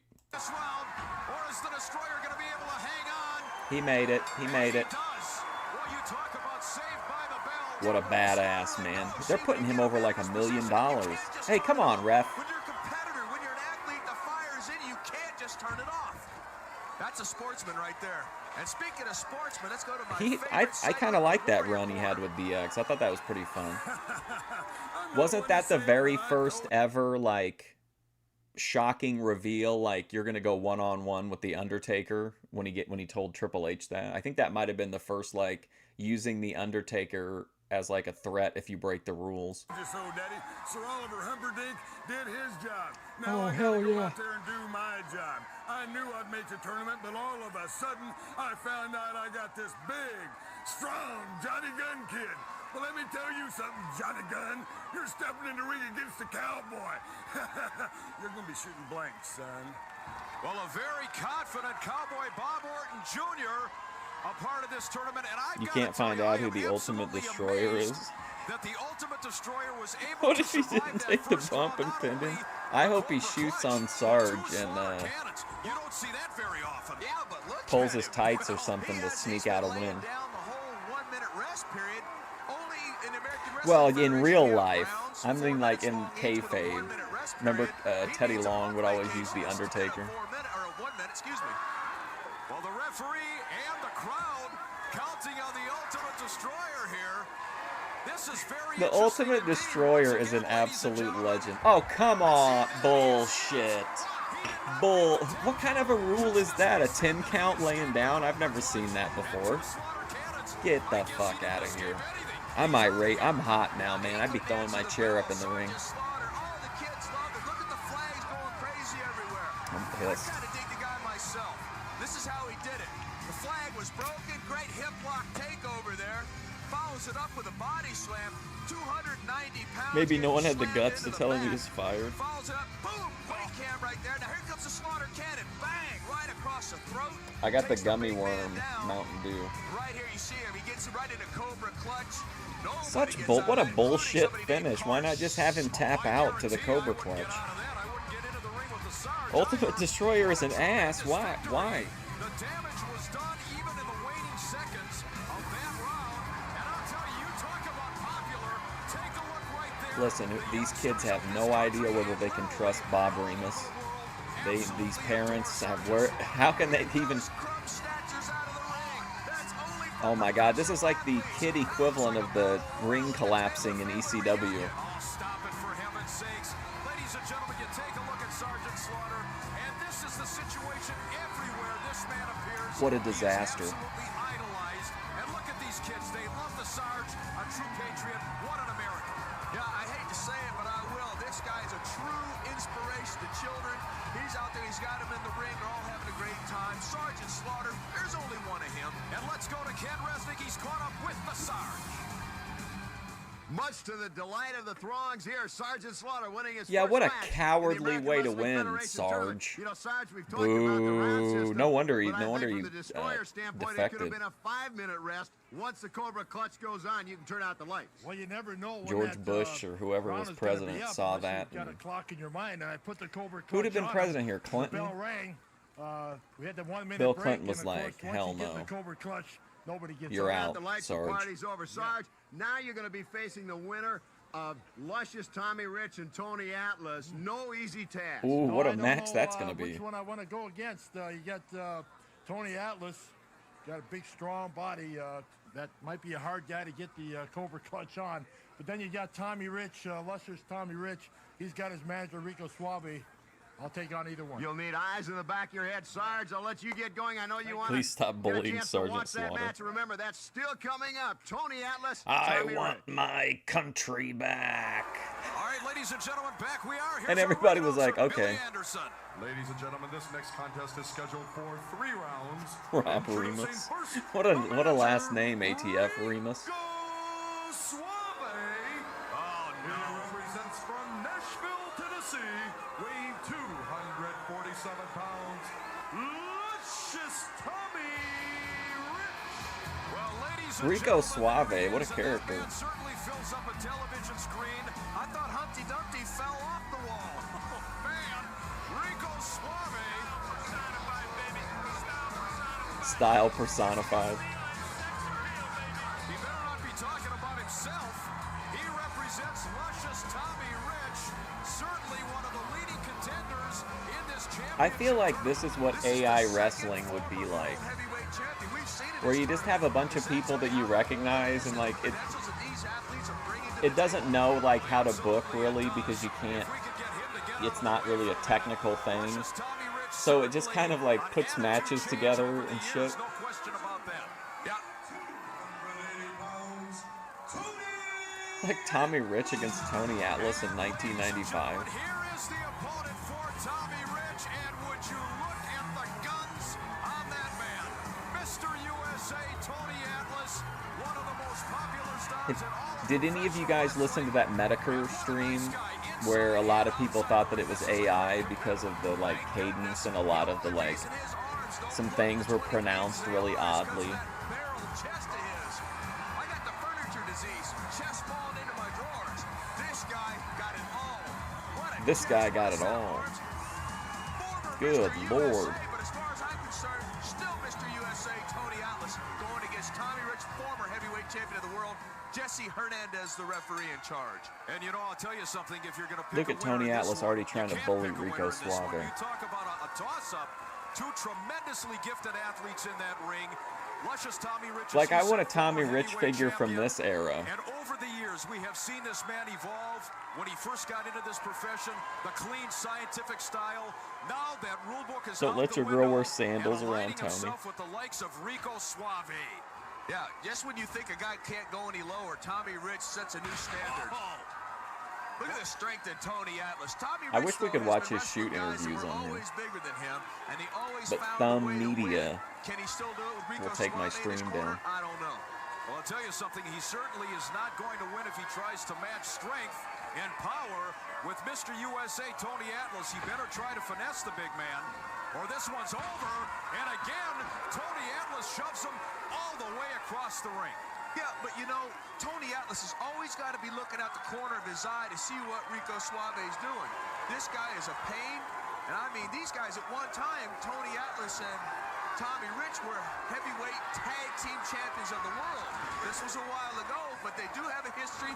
They were friends at one time. And What very a successful as strange tag promotion team. this Now is. how things change. Well, certainly, and obviously then they know each other inside and outside, but the Tommy Rich that Tony Atlas knew at one time is not the Tommy Rich that we see there extending his hand. Well, in certainly he'll be friendship willing and to extend a sportsmanship. hand I in don't buy this at sportsmanship. all. Oh, look at that. What a... He's got that vice-like grip on the hand of Tommy Rich, who seeks the safety of the ring ropes. Yeah, but you see Tony Atlas let go. Well, that's a sportsman for you. Yeah, Hey, what's up, 88 Can Wake, you 88? believe how exciting this tournament is? Yeah, Tuesday we always watch wrestling, and Fridays we always watch specifically 80s Memphis wrestling. Single elimination. You've got these 3 rounds to start. You're the going first live on series, YouTube so tomorrow. not the That's good to hear. semifinals, but the first What can we series of, expect? matches Give us a is only preview of what to 3 expect. Randy. rounds. Then it goes to 6 in the semifinals. Everybody here wants to get into that finals to wrestle for the Talk American us into the Wrestling door. Tell Federation us Heavyweight why we Championship. can't miss this And ladies and particular gentlemen, live. the cards and the letters, the phone calls coming into the offices of the American Wrestling Federation. The wrestling public, the fans absolutely love what they're seeing, and the excitement over this tournament is far and wide, and I'm delighted to be a part of it. And as you said, how important, single elimination. You make a mistake in your history. Yeah, that's right. Everybody wants to advance, and there's no room to make a mistake here. Jesse, I don't know that I would enjoy this particular promotion. Well, I don't know. I think you could probably get a good level of interaction if you were a loudmouth at ringside. If there is a time limit draw. Boy, how would you like to be luscious Tommy Rich right now and have Tony Atlas? You're a big Tojo Yamamoto guy? Nice. Yeah, well, Tony Atlas likes feet in his face. The chat really loves his promos. Doesn't mind getting kicked in the face. Whatever it takes to get to the semifinals. Oh, shit. Luna's going to do a makeup tutorial. Wow. You know, I really would like to request of the crew that they keep the Now, are we camera talking off about Rico like Suave. a trad makeup tutorial, or are you talking about like painting your face up like Demolition or something? Yeah, we sure are. Great Is it like a Halloween look, or like a, you know, is it Grace makeup or Ruby makeup? As we're under a half a minute in the opening round, I guarantee you have to just about decapitate Tommy Rich before he'll call it quits. Yeah, I think everybody feels that way. See the way Tony Atlas has got that wrist secured? He's got the wrist bent. Tony better hurry up and get this. I don't want a second round of this particular matchup. I think it's inevitable now. That punch to the ear was not, but see him showing the effects of that arm hold, still showing that left arm hasn't got 100% capacity. And as the round comes to a close, oh, this round system gives me anxiety. The chokehold in the waning You're doing an Alice Cooper look, so more of a Ruby style. It's a column so far. Yeah, so far. So if you like goth chicks, scary chicks, Halloween looks, classic heavy metal, people counting down. Nobody on the Boyd counts down like Luna does. I'll tell you, there's a lot of things going on. There'll be no choking because we have a Warriors corner. Let's go to it right now. You know, the American Wrestling Federation has everything that Chris Adams loves. No, Real Daninsky. wrestling, fantastic competition. And But this is like, they released all these on DVD, which is what we're watching, so they may have they may have had a tape that said, like, had live events on it, but they didn't include it here. the round system. And next week, Warlord, you're a big man, but Chris Adams has a big spirit, and I'm coming for you. Well, there's a man certainly acclimated to the round system. And gentlemen, Chris Adams, and look at Tommy Rich. He unloaded on Tony Atlas to start this round. Oh, hammers him again. Yeah, Tommy Rich, did you see him waiting till the bell rang to attack? But now this is the Tommy Rich I paid to see. Excuse me, is watching this, and it makes the referee's job easy. You love Hot Topics? They know the president is going to back up the referee's Do you remember decision. Spencer's, or are you too young for that, Luna? That's what I have, a little respect. Stop it. Oh, look at him toss right to the mush of luscious Tommy Rich, and then there's that big headbutt. And see, he goes right over to Rico. Oh man, we're only an hour and a half in. Oh, I'm really getting fucked up. What is terrible? Oh my god. What the fuck is that?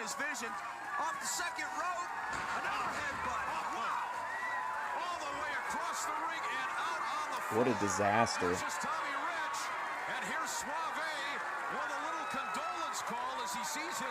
Rubber chickens for Luke. Did you see the courage of Rico Suave? He sees Tony Atlas and takes off. Real courageous. Wait a second. Yeah, Tommy's clearly putting it out there. Oh, he got him. Nice. Oh, there's plenty of room for more weed and wrestling. What's up, Dan Unknown?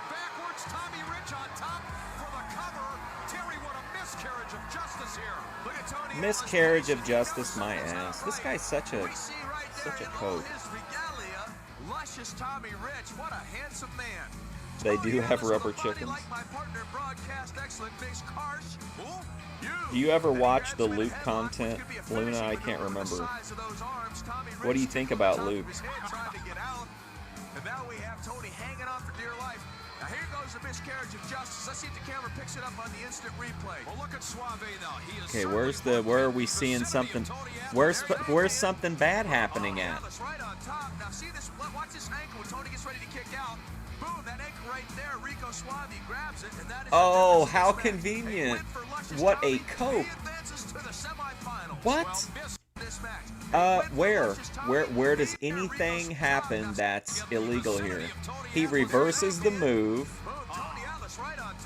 Good for him. 1, 2, 3. Now where? I don't. This good guy commentator is really getting me heated. Luscious Tommy Rich, let's toss it to our friend Ken Resnick. I had the opportunity of watching that match with the other member of the Rico Suave family, Greg the Hammer Valentine. Greg, I know you're very pleased your other family members victorious. What a great victory over Tony Atlas. He's a great wrestler in his own right. Probably the biggest arms in professional wrestling. But my man, Luscious Tommy Rich, with his wrestling know-how, he's not a big man, you understand? But you don't have to be a big man to be in a family. What we really want besides just brawn, we want brains. And that's why Greg the Hammer Valentine's in the family. They're like, listen, the only thing that matters in this whole match is that we see Rico Suave pull his boot down, and that cameraman was like, Fuck no. And next week, by the way, Not after you did I'm gonna have Ultimate the Destroyer young lion, like that. Jimmy Powers, and I tell you what, I'm gonna give him the wrestling lesson of his life. Congratulations, guys. Congratulations, Rico, baby. You know something? You hit it right on the head. Tony Atlas, a big Greg the strong Hammer man. versus But you know Nailz, something? All yes. it takes in this world is a little bit of Perfect. brains, and baby, I got him. And Luscious has the moves. You know what I'm saying? Well, it's certainly not going to get any easier. Your opponent in the quarterfinals, none other than Sergeant Slaughter. Sergeant Slaughter. Who that big asshole? I'm not saying nothing. Any man that has Somebody to go say out and fired shake up. them kids' hands and pat them on the back, that's fine with me. But what I'm talking about is the nitty-gritty, getting down on the mat, wrestling and seeing who can go.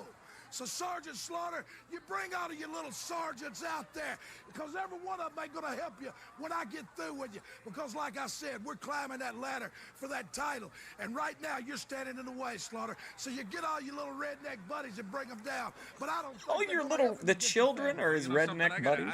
I heard, and I don't know if this is the truth, but I don't think Slaughter's a draft doctor, isn't he? Oh, Oh. ladies and gentlemen, they are the Rico Suave family. But I can't help but wonder what would happen if it was Luscious Tommy and Greg the Hammer later on in the tournament against one another. It'd be a beautiful thing to watch, because you'd be watching two of the most gorgeous, two of the most technical men on The most earth, gorgeous. baby.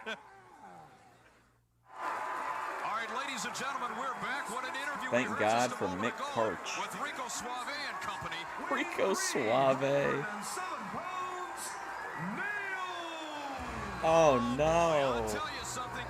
Oh, talk about a cooler. Roster of wrestling stars in this championship tournament. Is there anyone more frightening than the man you're looking at right now in Nailz? I don't know. If you get out from behind me, I'll tell you something. This is a scary, scary man. I thought that was a great. I loved that last segment though. It was so bizarre. Relishes the thought of getting into the ring and crippling somebody. Not just winning a match, putting his opponent out for life. Life sentence. 230 pounds. He is the Birdman. Yes. Oh man, let's fucking go, dude. Let's light one up for Coco.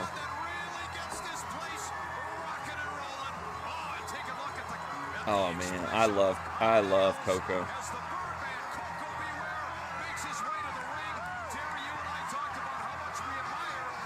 To me though, I like the white tights with the parrot all the way up the leg, and then the like Macho Man style snowboarding sunglasses.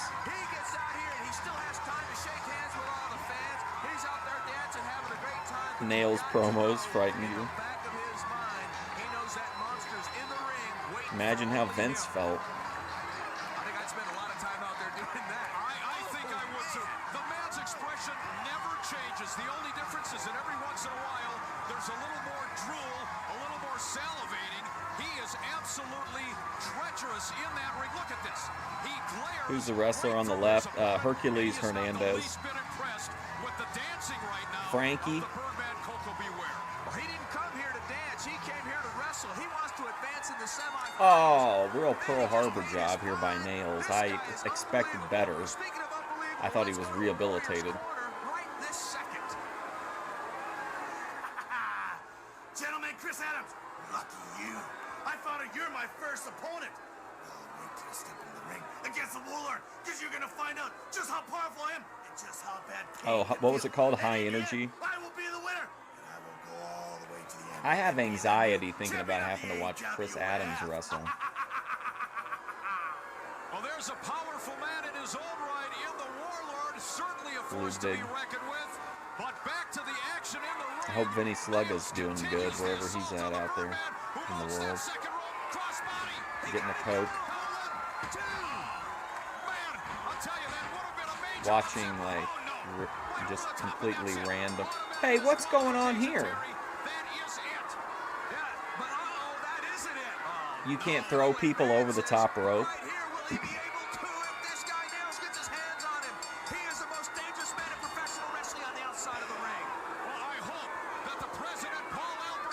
Oh my God.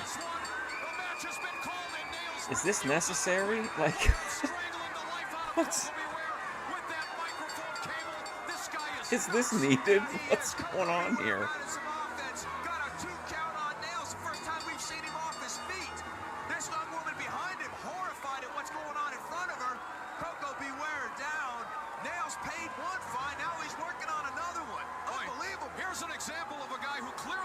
Slug is in jail. Wow.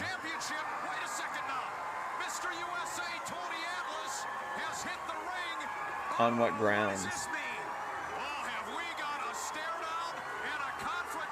Filming in private property or distributing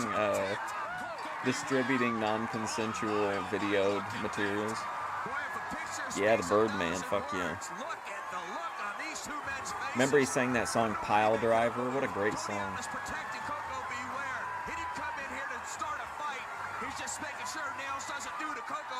I've had so many of my streams ended by YouTube for playing songs from the Pile Driver album. Bird Brain. Wow.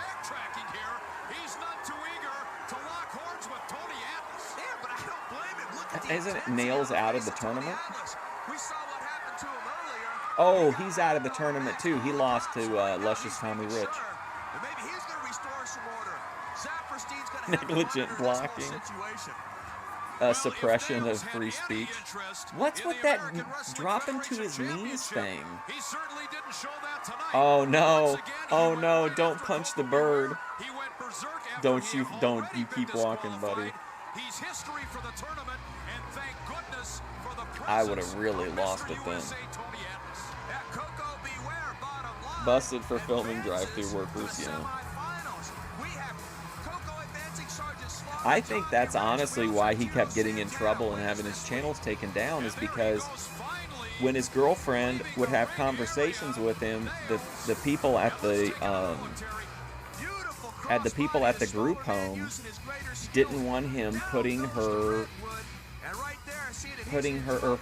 and stuff on his YouTube, because she was revealing a lot of like personal information, and you know, I don't know that she was really like knew that it was being posted, although she does have a channel of her own where she posts karaoke music, believe it or not.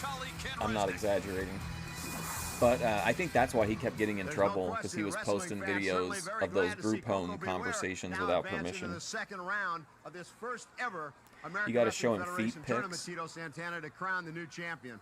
We're talking about this tournament, my friend. If any wrestler had the unluckiest draw, coming up next, your first round matchup against none other than Hercules. Now, that's not bad enough by itself. Hercules now managed, Tito, by Adnan El-Kaisi. He also posts all of his conversations with like the public library in his town. I'm nervous about this upcoming match against Hercules.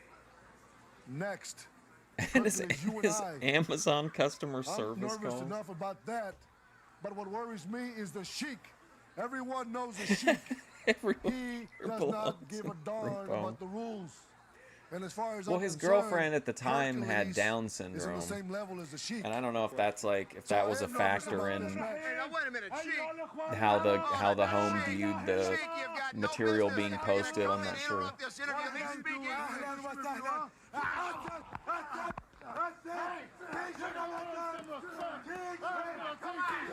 Oh man, what was that? Beyond the Mat.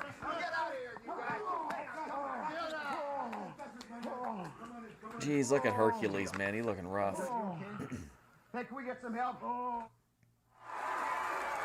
Welcome back, ladies and gentlemen, with the American fucking Wrestling fence builder. Federation, and what a horrible incident. Him accusing, and Hercules and of course Tito Santana. Sir, we need the whatever credit card information.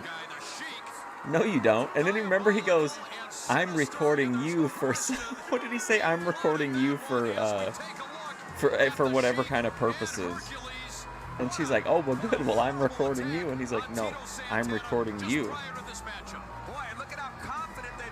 for training purposes or whatever." He's Bottom line is, I know what kind of competitor Tito Santana is. I know how much the American Wrestling Federation heavyweight championship. He may be interesting, Grace. Oh, be serious, Daninsky.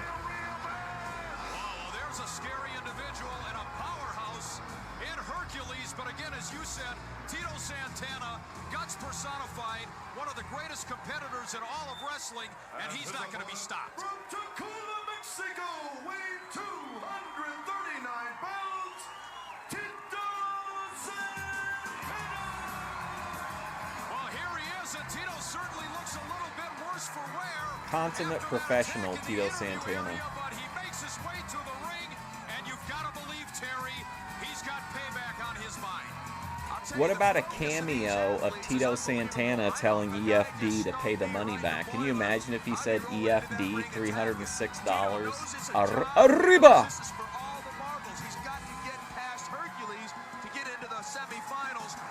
No, remember Vinny passed on Grace. He didn't like the way she looked. He passed on her while she was in the chat, too. Yeah, and if you want to see him live in Cicero Stadium in Cicero on the 29th of April and Hammond at the Civic Center on the 30th, you'll see Tito Santana, Johnny Gunn, Chris Adams, both the Powers boys, and Bob Orton Jr. 7:30. It's going to be a weekend bash of the American Wrestling Federation. Be there. Well, professional wrestling is terrific to watch on television, but there's nothing like being at ringside. There you go, Daninsky. They had a match in a card in Cicero, Illinois, and Hammond, Indiana. The American Wrestling Federation Championship Tournament. Some of the old Memphis, some of the old Memphis area. You'd rather have Big Boss Man collect it? He could drag him behind the police car or something in that chair.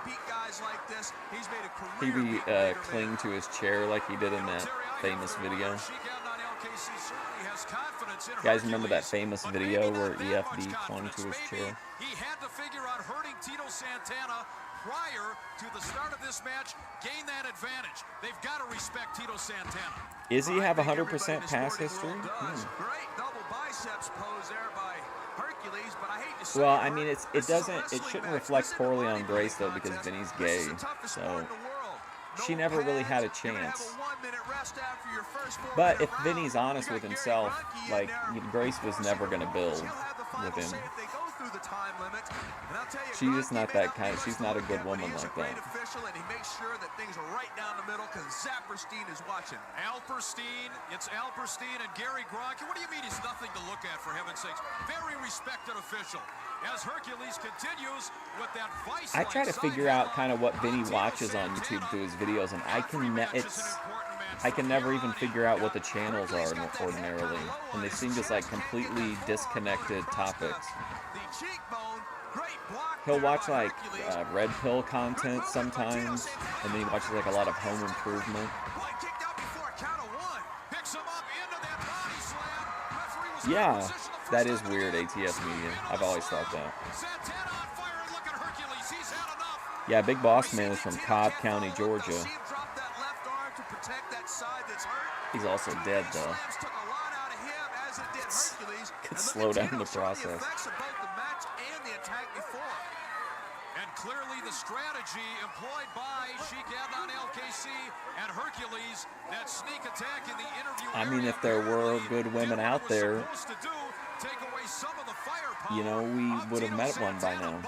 Will that be enough? Where they at, though? With enough reserve for 20 wrestlers, this could be those two videos from Savvy, I was losing it. They're so good. You've never been in the ring. Tito Santana's been in there almost as long as Terry Taylor, 15 glorious years. Hercules going for a timeout. No timeouts in the world of professional wrestling. Not when you call it. Grunty's over there saying no time. Well, Tito Santana clearly getting frustrated and irritated at the stall tactics of Hercules, but again, in the round system, Terry, there are no trad girls. And Hercules using that time clock. There are no trad girls. Shot right to the head. But he can't drop the star from Mexico. Tremendous right hands. Wow. Boy, sloppy kick out by Hercules, but so much power. And look at that Latin blood. He was watching work. Yeah, he does that too. See the strength? Grab those tights, which is illegal. Grunke has no choice. Maybe Ruska is more Vinny Sluggus type. Man, Tito has, every time he's got a little something going, Hercules' strength has told the tale. And you just have to wonder if that oh no, not a second round of this. No. We're under a half a minute now in the opening round. Over the top, sunset flip. He's trying to get the big elbow. He drilled him. See, that is the strength of Hercules. He goes, once you accept that there are no good women, it will relieve a lot of your worriations. He's going to have to figure out a way to negate that strength. Hercules is so strong. Great balance there. Tito couldn't get him over. We got 8 seconds left. That's his finishing Here we go on maneuver. Tito. Eat shit, buddy. With 2 seconds remaining now, Hercules apparently lost track of I didn't where mean to he be was so as mean to far as Tito, but I time is really like concerned, Hercules' and like Tito is able to ultra escape the lazy round. looking power bomb. Well, I'm glad he did because Tito Santana in bad shape. What's going to happen next? Well, ladies and gentlemen, stay with us. The action continues. You're watching the American Wrestling Federation. We're coming right back. He just want to get a 304, be the man in her life and in her kids' life, and bust fat loads. Still on the mat in a very dazed condition, and Hercules now methodically stalking My Tito worriations. Santana. What's up, Dave's channel? Power bomb with 3 seconds left. Come on, Herc. He's had a minute to Put try this to guy get- out, Oh, man. Trying to get back to his feet. Hercules has damaged the central nervous system, driving Tito on the back of his Damaged head. his central And then nervous hits him in system. the jaw, jarring that neck again. Face into the turnbuckle, jarring that face and neck again. Very Who sound knows? game plan I don't by know what's Hercules. going on with all those You know, people. Terry, as we continue on in this tournament, depending on who wins this one, if Hercules happens to Everything is defeat just Tito so. Santana, it's like. it's very popular.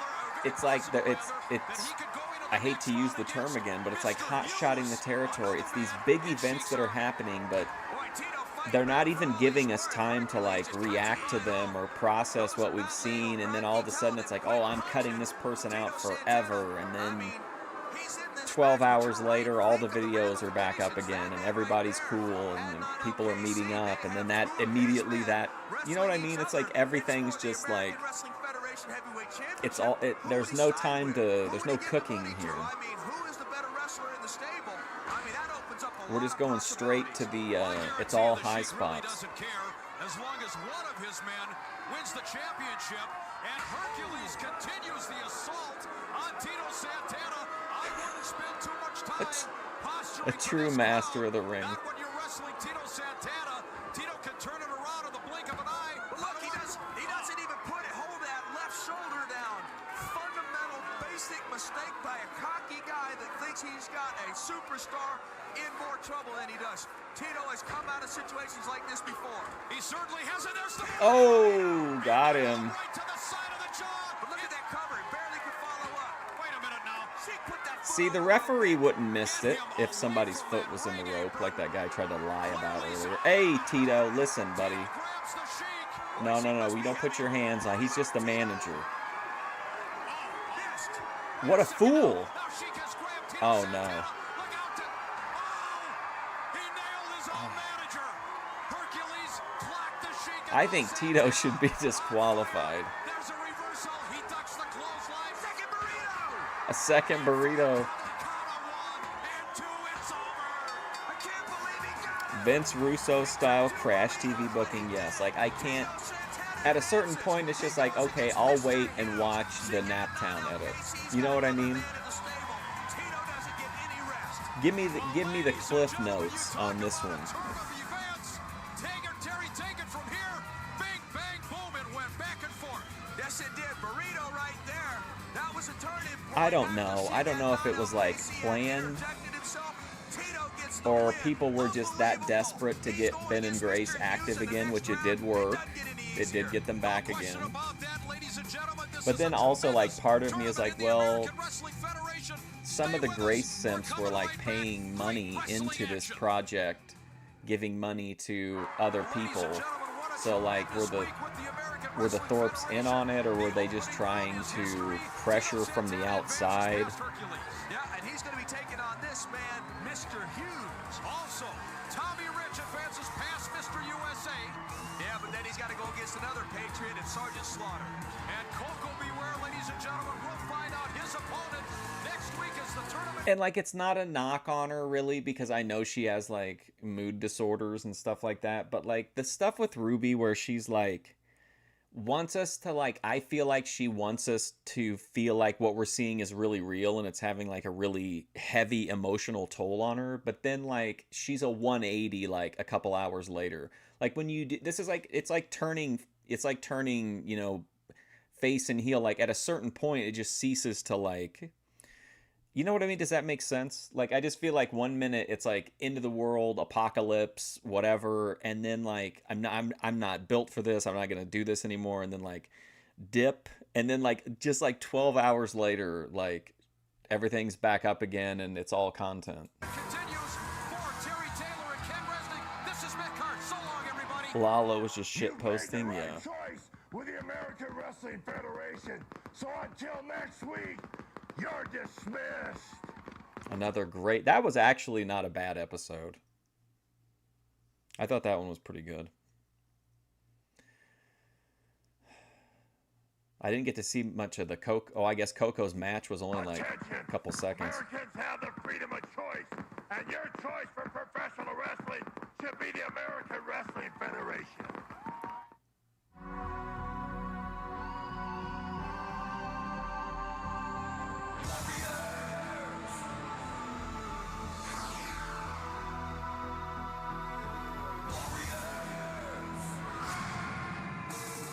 I think it was just a YouTube issue on her end. I think she got it fixed.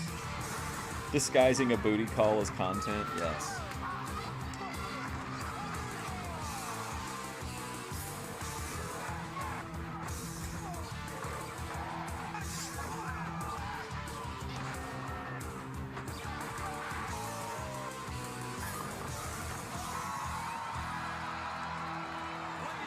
I mean, you can kind of tell that like business is down because they're bringing all these people, these like niche characters back into the territory, like Stalker Matt. It's like, who's gonna pop up next? American Wrestling Federation. What a lineup tonight. I'm Mick Carson. This is Terry Taylor. Yes, sir, Mick. Thank you very much. We're going to see Tony Atlas, Mr. USA in action. A special appearance for Michael P.S. Hayes in the ring. Chris Adams versus the... Also, there's somebody keeps running the theory that they said Nap Star, but I think they actually meant Nap Town. They said that Nap Town and Joe Shabatoni were essentially like Thorpe State Media, and that like Ben and Grace were like actively had control over the channels. I don't know if that's true or not. So they've got Ron Powers, Jimmy Powers.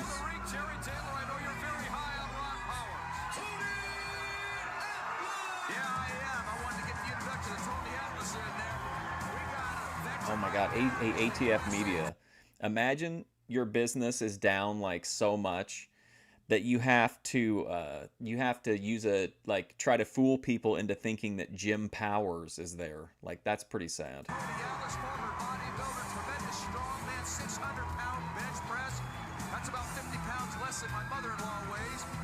I mean, it worked. Grace is back.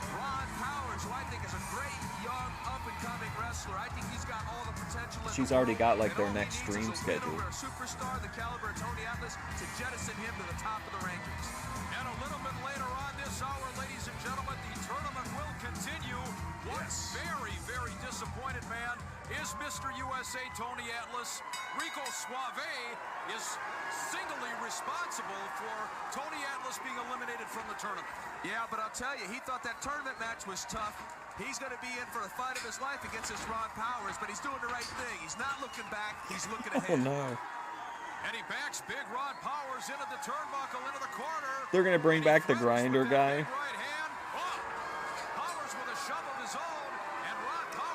Let me tell you something. If the Thorpes want ratings, there's one thing. Well, there's two things that could get ratings.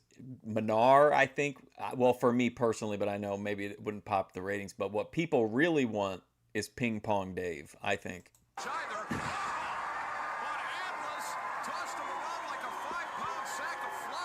say that? I told you so. Look at the strength, the 600-pound bench press. Powers. Oh, hell, this ain't the real Jim Powers. Why don't we go to my favorite segment? It's the Warrior Corner. Watch this, Tommy Rich, and your manager, Rico Suave. Next week, Tommy Rich, you and I are going to find out oh, who the man. man is. Next week, Tommy Rich, you're going to find so out next week for us, then, the opening show will be Tommy Rich against Sergeant Slaughter. Call me Sergeant Slaughter, the American Wrestling Federation champion.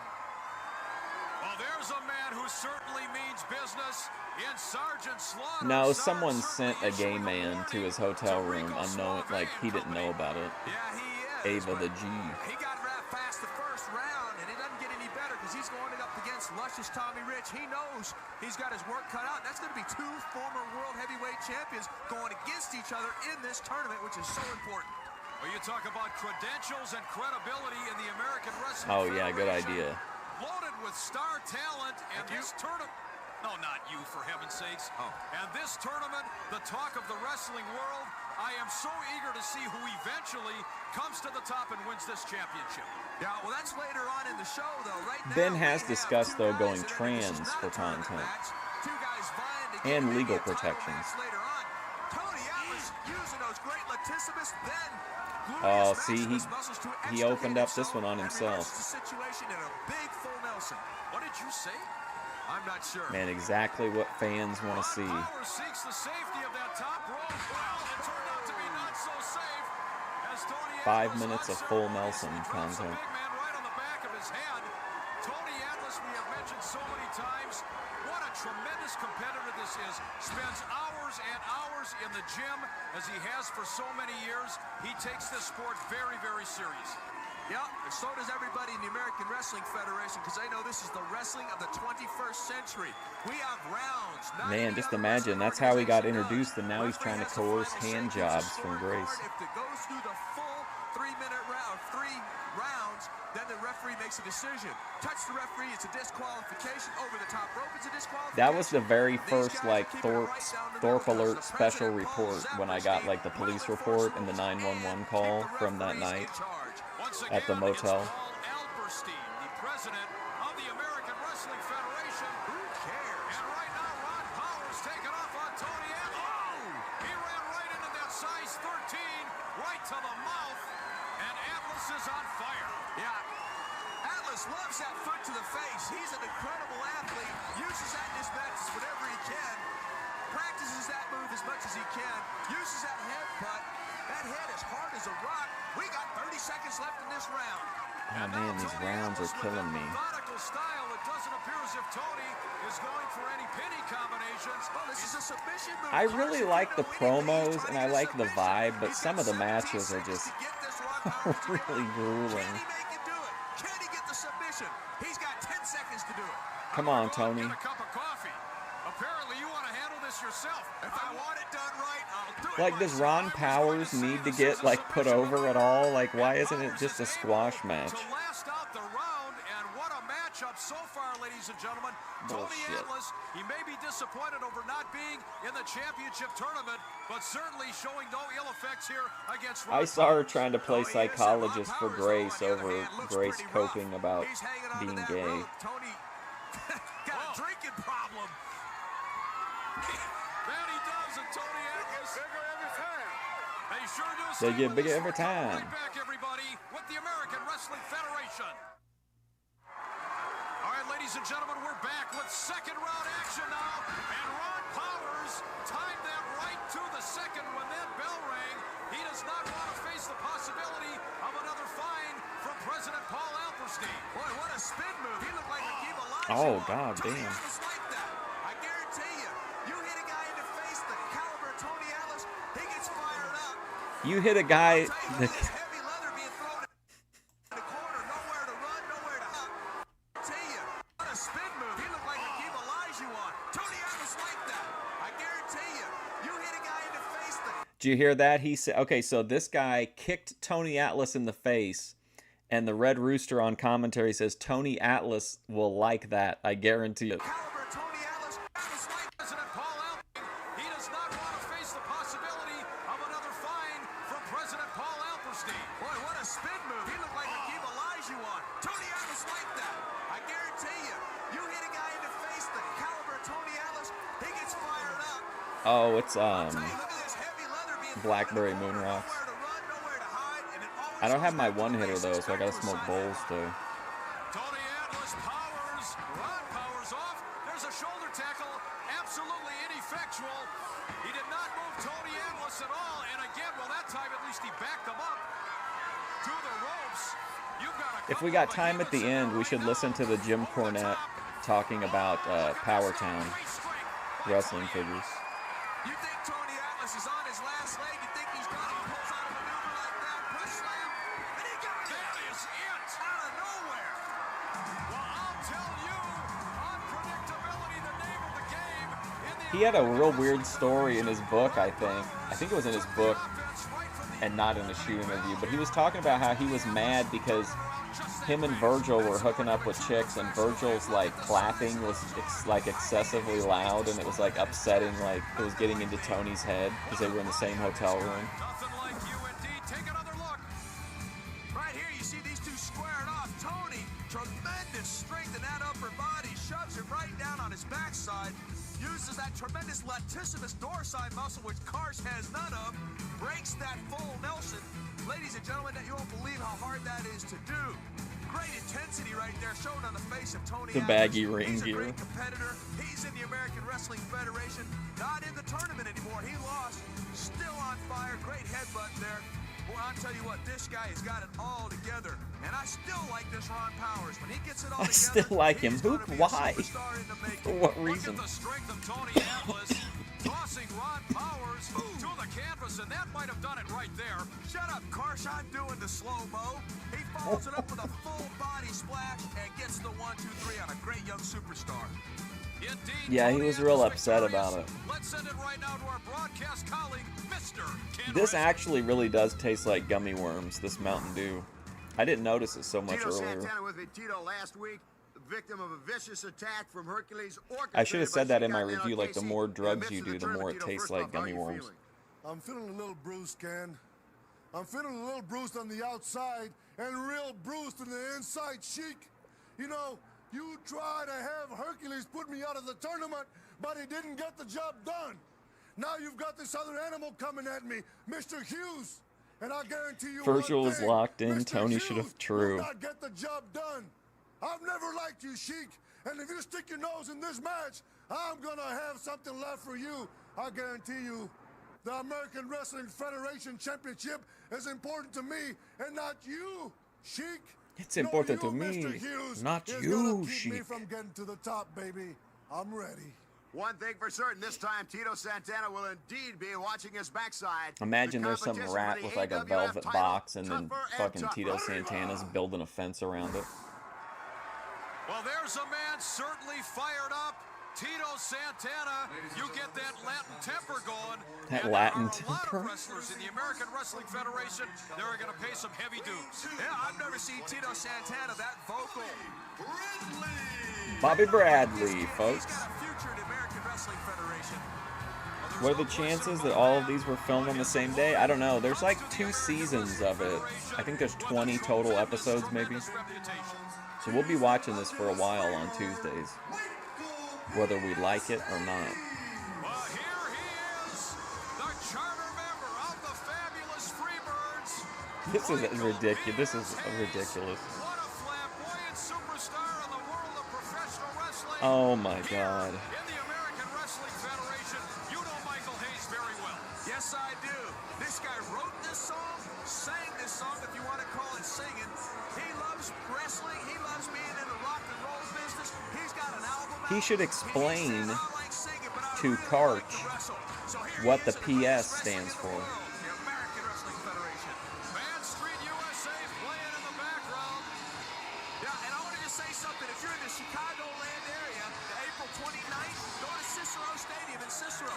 On the 30th, the next day, Hammond at the Civic Center. You'll see Tito Santana, Tommy Gunn, Chris Adams, the Powers Boys, and Bob Orton. Tommy, who cares if you see Bobby Gunn or whatever his name is?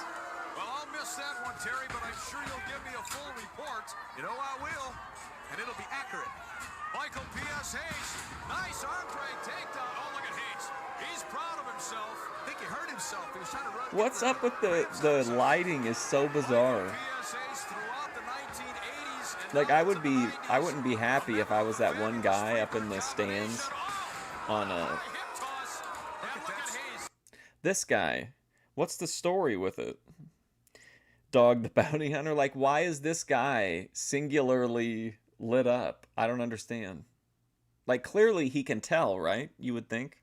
That's right. Oh, he's mastered that, hasn't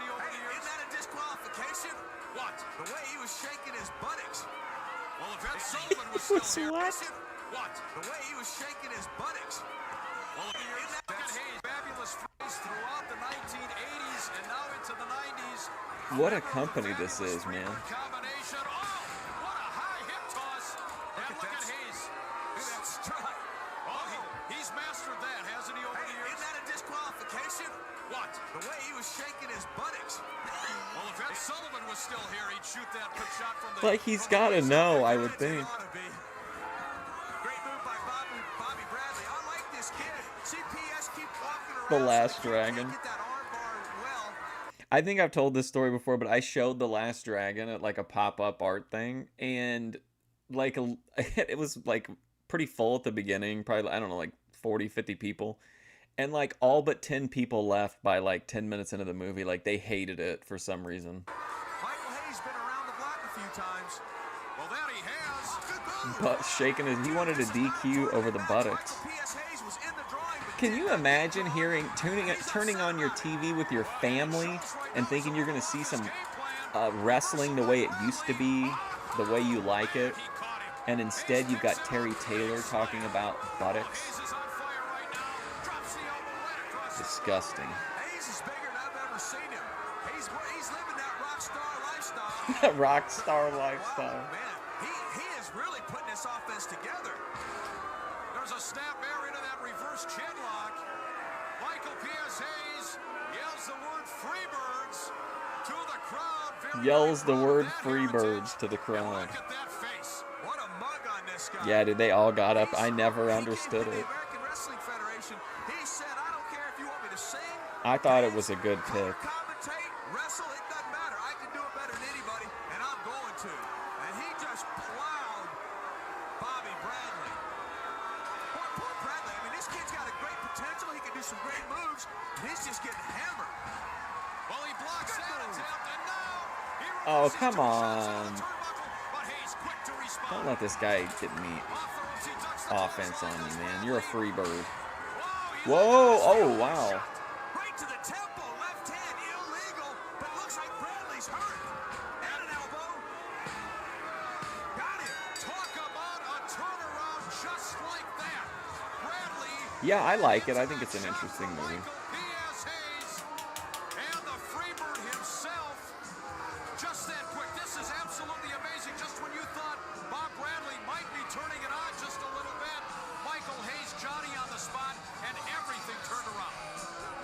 Yeah, great match by Michael P.S. Hayes. He ruled tag team wrestling in the 80s. Well, I'm not going to be mad at him. It was like free. Great hip block there, So, showing his ability as a single I wasn't wrestler. offended or anything. It was just like surprising. Like I was really shocked. Great positioning of the body, throws him right down to the mat on the lower back, follows it up with his elbow. Look at the height he gets on this. All that weight down on the neck, boom. Bradley's in trouble right here. Still has enough Moonwalk left. to elbow drop, That gives yeah. Hayes a good match. And look at that, right to the temple.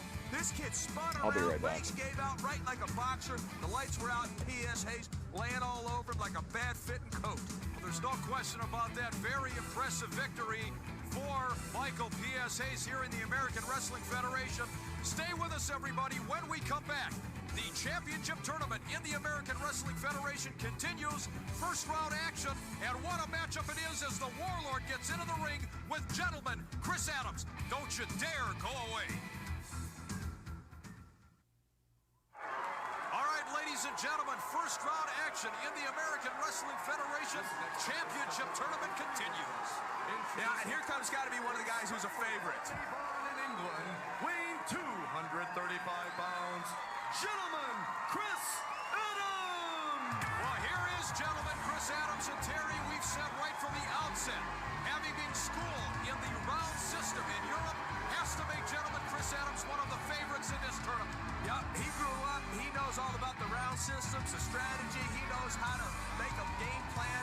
This guy's in great shape, just got back from a tour in Japan. Brother Neil is a judo expert, and Chris, they say, is a better judo guy and wrestler. Well, there's no question one of the great talents in this sport, but what an opponent will be staring at Chris Adams from across the ring. Now, here we hear about it, the Warlord. Wait till you see this guy. Oh, what a monster of a man. If it was me, I'd be giving up right now. Look at the size of this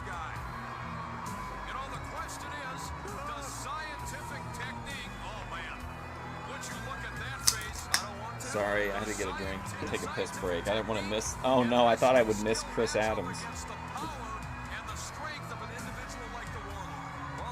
Uh-oh, Cicero's awake. 3 4-minute rounds to find out if this big man can take Chris Adams. Well, I don't know if he can or not. Chris Adams has made a career out of beating bigger guys. Well, Terry, so many times you have said that a smaller man... Have you guys... Do you guys, any of you watch Dark Side Phil clips? There's just this weird thing that I'm noticing about Phil the more that I watch his clips is that, like, how he talks to his audience, like he views himself as like a Mr. Rogers type of person to, like, you know, really simply explain everything. I don't know if that makes any sense, but it's like when I think we've talked about it, like he got a new AI thing to replace his background. And he changed the entire background from being in his office to being like outside in Seattle. But the way he told it to his chat, he was like, okay, guys, we're going to have a little surprise here. Tell me if you can tell the difference between now. And then he pressed the button and changed the background. He's like, and now. Can anybody tell a difference between now and now? And then when someone said something in the chat, he was like, that's right. It's a different background. And relies on leverage. Once you get him down on the mat, everybody is the same size. But that's a task. Luna's makeup tutorial. No. Down to the canvas. Look at the size of his legs. I mean, no, she's over. They're over 400 now. 406, I think, last time I looked. Because I know this guy can bench press 600 pounds. So if you're laying on him, off he goes too. What a physical specimen. Well, the game of human chess, you're going to see it right now. The Alice Cooper. Chris Adams can overcome this tremendous size difference. Yeah, there's all sorts of size differences, weight differences in the American Wrestling Federation. And whoever wins this match is going to go against the winner of the Powers and Valentine match later on in the hour. Let's go Powers and Valentine and hear from a warrior in the American Wrestling Federation. There's a rumor going around that Johnny Gunn is the dark horse of the tournament. There's people that think that he's going to go a long, think so, pal. way. Well, let me tell you something, Johnny Gunn. I ride dark horses into the dirt, boy, and I'm going to do the same thing to you. Wow, a very confident Cowboy Bob Orton Jr., and as we were hearing from him, yeah, it was just so bizarre though. Like clearly you could just tell that he got an AI background changer, but he like made it into this weird like classroom thing. And it made me think in the members section, there's like a video of me reacting to a couple DSP clips that I thought were really funny, but they're both kind of the same way where he explains these very simple to understand concepts, but he has to break them down to like minutia because he thinks his audience like can't understand them otherwise. And he's talking about how he and his wife have started doing meal prep, and he spends like 10 minutes just explaining what meal prep is, as if he's uncovered this new thing that no one's ever heard of. So we have to hear every aspect of it, how it works, the pros and the cons of it, like just the level of like, again, just like minutia with it just cracks me up. And the other clip I think is the one where he his birdhouse fell into the ditch, and he went over like the dangers of going down like, you know, steep inclines, and broke all that down to like just like the absolute most mundane details. Is full, the Warlord. All that strength comes into play. Oh man, crossbody caught into a body slam. But when he starts getting tired, those muscles are a negative because they're just excess weight. Oh, and he rolled out of the way that time. There's the speed of Chris Adams. Drop kick. Oh, he nailed him right under the chin. He got him down. He better be careful not to shake his buttocks. Beats a hasty retreat to the ringside floor, and he is confused and befuddled right now. Yeah, but he's not really showing the effects of that drop kick other than frustration. What's going through the mind of Chris Adams right now? He got the big man down, but he didn't hurt him. What a matchup, ladies and gentlemen. And again, every match in this tournament, so important. The American Wrestling Federation, that prestigious championship, awaits the winner. Any of you guys ever tried Tubbs root beer from Save-A-Lot? This is the greatest. This is the American Wrestling I saw they have some interesting like names. They have Tubbs, T-U-B-Z, Tubbs root beer, and Mount Holler or Mountain Holler or something like that. There must be a winner. Unbelievable, almost almost unheard of in wrestling anymore. You know, Terry, as I'm watching the Warlord here, there's not a lot of finesse, not a lot of science, but everything I was is cracking high up. impact. He puts all his strength and muscle behind every shot. Oh, quick cam. Oh, Ooh, Brazzers camera That's a angle. scary look when that guy comes roaring in there. He is huge. Chris Adams doing what he They has have to that do. camera and they hardly ever use it. Oh, wow. Oh, referee's out. And he almost squashed Grunke with the power of the Warlord. Oh, he pushing him no-sold off. it. well, he tossed Chris Adams off like a feather pillow. Oh, wait a second. What a maneuver by Chris Adams. Can he get the big man over? No leverage. He didn't have him leaning back. There was no leverage on that. Chris Adams paid Big the Lots price. used to get a lot. Oh, 330 man. pounds dropping down I don't on know if I can get to a Big Lots or not. That time, Terry. Incredible strength. exhibited There's by the a Warlord. I cannot get over liquor the stores size of though this have man. really good, Ladies and gentlemen, you see have him some on like good television, craft but I soda am or here like to tell regional you, soda you stand sometimes. next to him, he's like the Empire State Building, for heaven's sakes. Yeah, he's a big, strong, impressive man, and you got to be intimidated getting in the ring against a guy like this. You got to give Chris credit Adams to right now has Doink. gotta be wondering Oh, what he has got to do to last 23 more seconds. For the cover count of 1 and 2. Oh, he flail kicked his way out of that one. Give Adams some credit.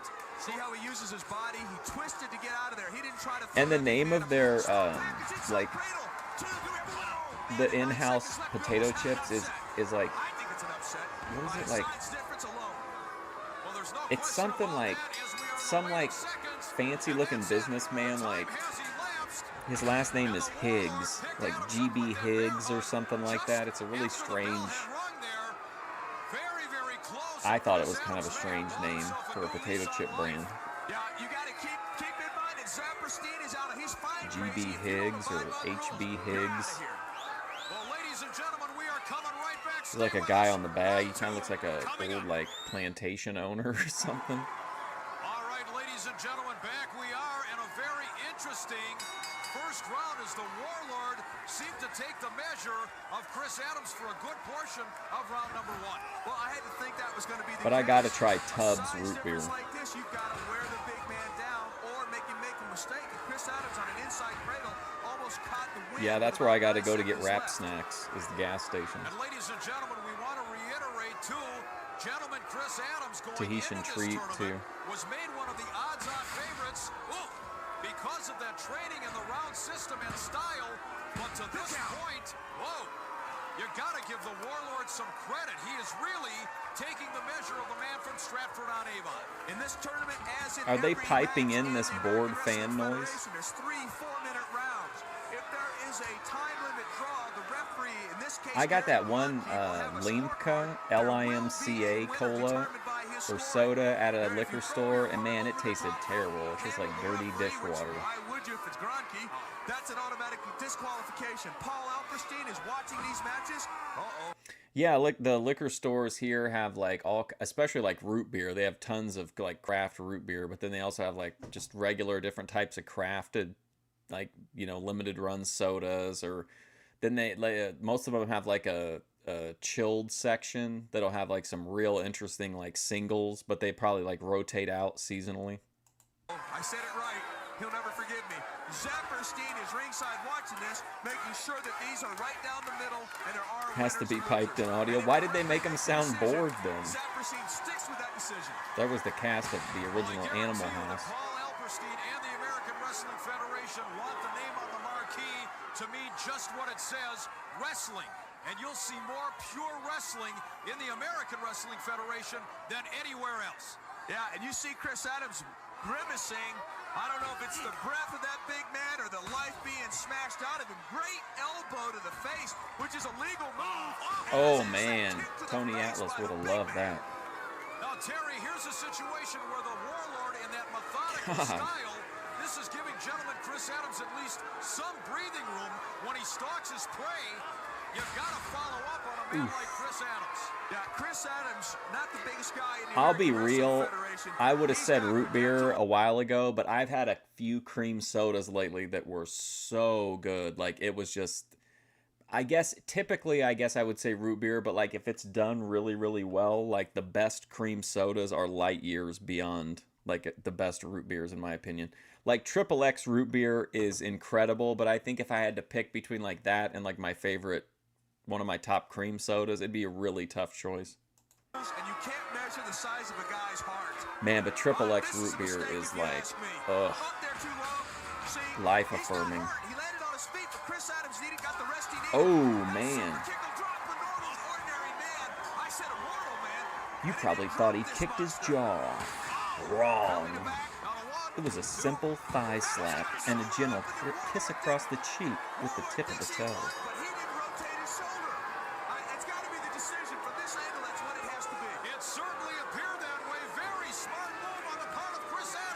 Like Sprecher cream soda is amazing.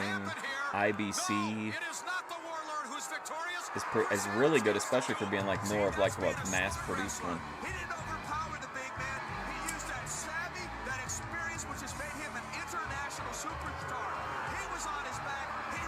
Oh, it was a Dusty Rhodes fan in the crowd.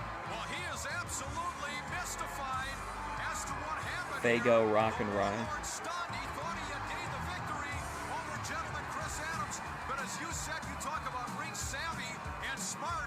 Ring savvy guy. Yes, he did. This super kick has made a superstar out of Chris Adams. Oh, give me a break. It's the first time I've seen him use that move and not beat a man, let alone not drop a man. Belly to back suplex. Both men's shoulders are down. Watch Chris Adams at the end of this. There's 1, 2. Now watch. Shoulders up. It's the shoulder blade, not the deltoid muscle. Great move by Chris Adams. He advances. What? A tremendous victory by gentleman Chris Adams. And speaking of Chris Adams, he's standing by right now with our broadcast colleague, Ken Resnick. Ken, take it away. There was no question, gentleman Chris Adams, certainly the fan favorite in that matchup with the Warlord. Chris Adams emerging victorious. And Chris, you know, we've talked so many times, your experience with the round system, promo too. I think it really showed in that match against the Warlord. It's almost like you didn't want to try and pin him the first round, just wear him down. That's what I was trying to do, Ken. I was trying to wear him down, and it's very, very tough. He's a big man. He's about 350 pounds. He's solid muscle. He's got no fat on him. He's fit. That is a hard man to beat. But you know what? I feel that the people are 100% jobbed out the Warlord. behind gentleman Chris Adams, and that makes me feel strong inside. And I really think that is the reason that I won that match. I feel proud. I haven't seen a lot of his territory work, but I feel like facing the winner of Greg Valentine and I don't really think they ever used him really that well in WWF. He had some good matches when he was in Powers of Pain, but I think they never really booked him to be that strong. My money's on you, so I'm looking out for you. I kind of never expected to see him win. Gentleman Chris Adams, and what a victory again, Terry. That's the mark of a superstar right there. Real intelligent, rolling that shoulder. Yeah, but oh boy, here comes Hump. Unbelievable, only here in the AWF. Well, this is the place to be in professional wrestling. Oh, and Cowboy Bob Orton. Oh my God. What is that? That's a troll. He just doesn't have his hair sticking straight up. Well, don't adjust the contrast on your set. White Tony Yo Man. Look that way. Oh, good Lord, look at that. Sir Oliver Humperdinck, and there is Cowboy Bob. I really like Bob Orton. I don't know why. Great veterans in the sport of professional wrestling. I always thought he was fun to watch, though. Oliver Humperdinck, for heaven's sakes, he's a veteran. I don't know how great he is. Philadelphia, weighing 250 pounds, Johnny Gunn! Oh, we're getting the payoff for those Johnny Gunn promos. The new American Wrestling Federation champion. They think this kid's got what it takes, but can he get by the veteran in Cowboy Bob Orton Jr.? We're going to find out.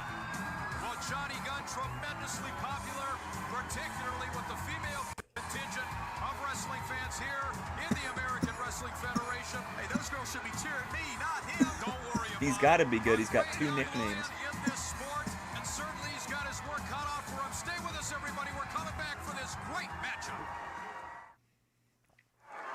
We are all set to go if they can get Oliver Humperdinck out of the ring.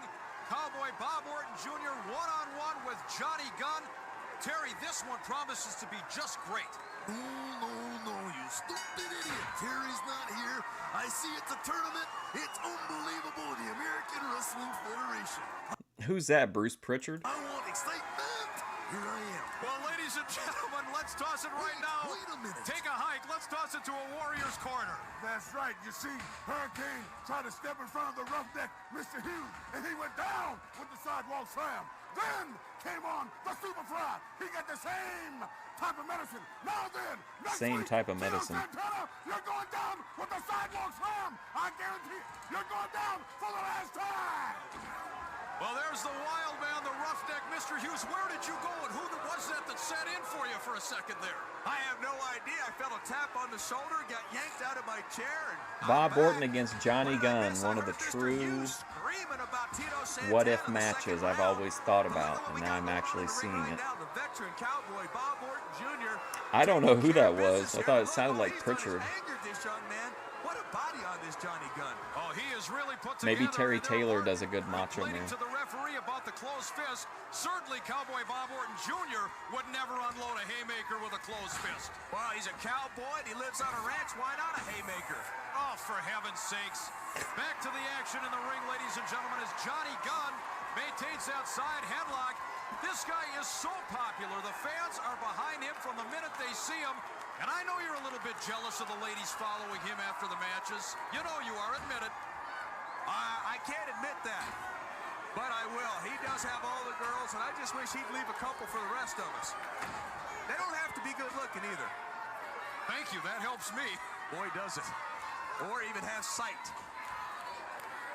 Cowboy Bob Orton Jr. backs Johnny Gunn. Have we seen anybody or had anyone else on commentary at all besides these two? Oh. That shot, and the referee maybe ought to be a little bit taller next time. In there again, right to the bridge of the nose. That Billy Silverman, the referee's got a tough job. He's got Zapperstein Brazzers on the side. can. Everybody in this tournament knows that if they break the rules, that Zapperstein's going to back up the officials. I think if I was a wrestler, I would work a style like old Ace Cowboy. The staying power of this kid as he works on the veteran. Bob Orton Jr.'s second generation. His father, a great star in wrestling throughout the 1950s. He was on the original Heroes of Wrestling. His son has surpassed even his greatness. Yeah, but that was then, and this is now. Bob Orton Jr. fighting for his life to get into the quarterfinals because Chris Adams will take on the winner of this match. Well, it certainly is heating up here in the American Wrestling Federation, and Orton heats things up by drilling Johnny Gunn to the midsection with that knee, and there's that uppercut. And now the veteran from Kansas City is taking charge. Look at this lady in the crowd, this couple up here. Then this rant, what's going on with that? Oh, because they've got to have red, white, and blue in the crowd and the lighting. It's kind of cheesy. You know Humperdink's going to be in the middle of it. That's why he's here. Count of two. And Bob Orton Jr. tried to put away Johnny Gunn there, rather ineffectual cover there. Listen to the audio and then look at the crowd. He telegraphed it. In for the 1, 2. Oh, was that close? I'm telling you, I think the winner of this match is going to be the one to get into the quarterfinals. But see how they picked it up? They picked up the pace as they know that the time Oh no, please no, please not, no, not round 2. Can he get him over? He certainly can. In for the Man, this is like a what's going on with this time slot? Everybody's live right now. Jeff Jarrett, Methadone Clinic. He's new. He's got 7 seconds. 6. Oh, the time's going low. Reversal. 1, 2, 3. Thank God. Wait a second now. Right on the wire. I was sweating that one, guys. I was at my limit on the Johnny Gunn. You talk about cutting it right down to the very last second. Yeah, but look here, both referees are talking about it. Johnny Gunn on top. Billy Silverman, the referee, conferring with Jesse Hernandez, who's there watching the clock. Because we have a round system, you have to have an extra official always watching to make sure the clock doesn't expire. Oh, there it is. He beat the gun. In more ways than one. Well, ladies and gentlemen, incredible. This is where that round system and that clock comes into play. So very important. Oh in the my American gosh. Wrestling Federation. There couldn't have been more than an eighth of a second, Terry. between a victory for Bob Orton Jr. and going into round number Can't believe I was so invested in a 1995 Johnny Gunn match. This kid right here, if he could have hung on an 18th of a second, he'd have been in the quarterfinals. Let's take a look here, Terry. Now watch this, a cross body block. Orton pulls himself on top using that experience. Now Silverman sees the I don't know that he's. Oh yeah, he's giving him. That's how Craig rolled up Grace. And look at the reaction of Johnny Gunn. Brutal. Very disappointed. Well, ladies and gentlemen, just that close. Bob Orton Jr. advances to the next round in the tournament. And right now, our broadcast colleague Ken Resnick is standing by with Bob Orton Jr. Well, put it down. Cowboy Bob Orton, again under the guidance of Sir Oliver Humperdinck, now moves into the quarterfinals. His opponent, none other than Coco Beware. Sir Oliver, how many different shirts do you have? What the hell? It doesn't matter about my shirts. What matters is Bob Orton Jr. The women out there have been running in. Humperdinck, your body is so good. It's so beautiful. Please cover it up when you're on TV because you drive us wild. Well, Johnny Gunn, you're the first victim. You found out today exactly what This is a much different Oliver Humperdinck. Well, let me tell you, it was predicted. He said it. I said it. Gunn, you're going to go down, and down you went, brother. And now, in the tournament, next week, the Birdman, Coco Beware. Well, big deal, big bad Coco Beware. Bring your parent, bring his brother, bring his daddy. Because that's the man you're going to face right here. Predictions always come true when you have the ability to back it up, baby. And I have that ability, as Johnny Gunn just found out. Coco Beware, I know you're a tough man. I know you fought hard to get where you are. But here's where you stop, Daddy. Lucky trigger you're stepping finger. in there against a man who has a desire to win this championship. Yeah. And you are not going to stand in my way. What is he doing? I'm telling you, Sir Oliver Humperdinck slobbers right through the screen. Terry Taylor, didn't you say that the winner of that matchup was going to be gentleman Chris Adams? No, I said Coco Beware. You did no such thing. You blew it. You made a mistake. Look at the brackets. It's right You blew it. That's right. That's what I said. I've got to carry you week after week. Or a week. Get with the program. Women over 30, get with the program. Veterans in this sport brought to the ring. Oh my goodness. By Rico Suave and company. Whoa, who's this? The Hammer Valentine. This is the kind of makeup Luna's putting on in her tutorial. Okay, who's the babe? Heck with Rico and heck with Valentine. All right, they got names for everybody except who's she? She can take dictation. Oh, I thought she had I thought she had like her eyes all done up, goth style. I didn't know she was a businesswoman. Clips of your television screen as he brings Greg the Hammer Valentine to the ring. This one promises to be a very, very interesting matchup indeed.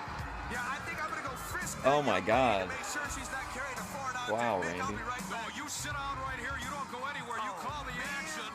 Craig the Degenerate. Greg the Hammer Valentine, ladies and gentlemen, brings a lot of years of experience to the ring right now. And his opponent, we use the phrase young lions quite often. Wouldn't you say with Grace's self-admitted, Tremendously gifted athlete. like, hygiene situation, that would be a real risky click for Craig? There he goes. Gets that momentum. Boom. Straight to the ring. No shaking hands. He gets in there. He's gonna take care of business. What a great young athlete. What a matchup. Did they say everyone's been waiting for this match? Gentlemen, stay with us. You're watching the American Wrestling Federation. Well, ladies and gentlemen, we're back as Greg the Hammer Valentine gets set to do battle with Jimmy Powers. Oh, please. Oh, look at them hugging each other. Valentine and Suave with a little whatever that was over in the corner.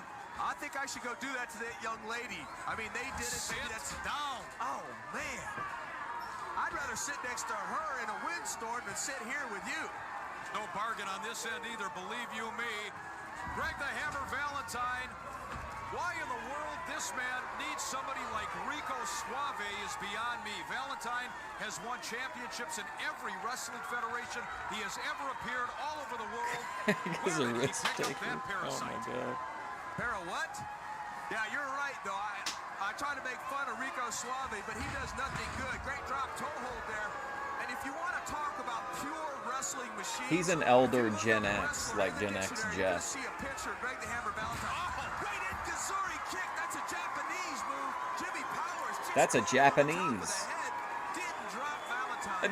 I'm amazed. Well, Valentine did kick that wrestler in the dictionary. You're going to see a picture of Greg the Hammer Valentine. Oh, great Kazuri kick. That's a Japanese move. Jimmy Powers. That's a Japanese. Didn't drop Valentine. I'm amazed. Well, Valentine is very frustrated. Look at him putting it over like big time. We've seen that young man in action many, many times. He is more than capable of pulling off an upset here against Greg Valentine. Well, who's saying it's an upset? Right. Good point. Everybody in this tournament is here for a reason. Great drop toe hold, followed up again. Last time he got that leg, he got kicked in the noggin. Jimmy Powers gets it. Come on, Greg, put this guy out of our misery. You know, I still can't get over the fact that you Come on, ref. Let's get a little bit quicker count. Come on, Greg's a legend. Give him a little bit quick count. You don't get the bracket. If you don't get off me, I'm going to go sit next to that girl. Check her for foreign objects. Wow. Sit down. Oh, man. You blister me. I try to get in here and be half of the partner in broadcast excellence that you need, and all you can bring up is one mistake I made. Ooh. Very smart maneuver. You betcha. And now I'm afraid now it's just a matter of time before Greg the Hammer locks on that figure 4 leg lock, and it's all over. Jimmy Powers has already lost. He just doesn't realize it yet. This is one very dangerous individual. Yeah, the one thing about Valentine. Here we go. Like maneuvers to draw the air out of you, but then he works on your lower extremities, otherwise known as the legs. He's got that figure 4 that has brought him many, many championships, and it's a devastating maneuver. It's a submission. I heard ATF Media used to get drunk with Greg Valentine down at Ronnie Garvin's place. It's a very painful and injurious move. Well, here in the American Wrestling Federation, Greg the Hammer Valentine. Pool parties, barbecues. Bridge it up on that neck, get that shoulder off. You bet. Valentine certainly. Well, now wait a second. Now why is it? I gotta go see what she's writing. Sit. Come here. Trad girl accessory at ringside. Let her do it. You stay here with me. What is going on here? What is this move we're looking at? We've mentioned his oh, he's gonna transition it. There's nothing flashy about him, but he gets the job done, and there's that Boston Crab. The referee asking Powers if he wants to concede. Look at him, he's not even. Look, he's got to. You've got to be sitting on the guy's lower back. He's so busy trying to grab that rope, he can't get the leverage. Oh my God. You've got to try to get your what is happening in this match? His own head, and Valentine knew he didn't have the leverage he wanted, so he went into a key oh my God. We're in the 9th circle of wrestling hell. We know we got 20 seconds left. Hit the afterburners. Hit the afterburners. That was a complete mess. Oh, look, there he goes. Oh, they had me for a minute. What's up, Mr. Billfold? Well,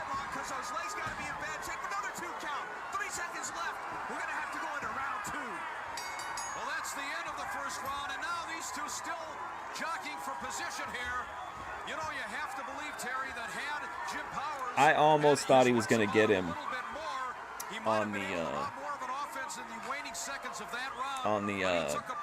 that flying body press. I'm sorry, it's me. It's understandable. Tell your boss that tomorrow's stream with Ben and Minar is very calm and chill. Oh, what are you talking on the phone about? Wait a minute now. What does he have that phone for? Suave. He's got a secretary at ringside, a phone. Who's he calling to get Valentine any kind of information? I don't know. Maybe he's calling the stock market. I don't know. Get us a tip, would you? Well, Greg the Hammer Valentine, again, I do not understand it. Why in the world he needs somebody like Suave unless Rico flashed some greenbacks in front of him and convinced Greg the Hammer he'd be better off with a manager in his corner. I have no idea. Hey, excuse me, Terry Taylor, man. I want to get in here and say that this is the greatest wrestling in the world. Oh, no. And what's the American Wrestling Federation going to do when the largest arms in the world go wild on you? Oh, my God. Terry Taylor must be doing that. Give me my headset back, you ball-headed geek. Who was that? You ball-headed geek. If he tries to take my headset away again, I'm going to beat him up and drop a leg on him. Back to the action. interruption. You know, we've been getting a lot of those interruptions from people who would like, apparently, to be part of the American Wrestling Federation. 2 count. This is the most happening wrestling on the planet. Everybody wants to be a part of it. If you're not in this tournament, if you're not in the American Wrestling Federation, Come on, Greg. you ain't it. And look at Jimmy Powers trying to mount some sustained offense here. Oh, he telegraphed it. That was Western Union time. And the veteran Greg the Hammer saw that. Western Union time. I'm just one man. Why is Oh, everybody nice. taking my headset? I'm 240 pounds. I'm all man in a yard wide. Why don't they Wasn't there somebody in the chat that was like last time that was like really anti Greg Valentine? Jimmy's fighting it. Don't let him cross those legs. Ooh. He understands how important this tournament is.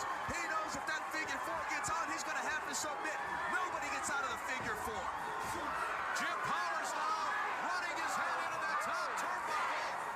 And if Powers can just keep it going here for any length of time, he may be able to pull off a victory here. Oh, face first to the canvas. Timber! He dropped him like a big Yeah, J. his Macho Man was better, I This think. is one of the things about Jimmy that I've seen. He stalls. He doesn't take advantage. When you smell blood, you have to attack. Especially against Brazzers can.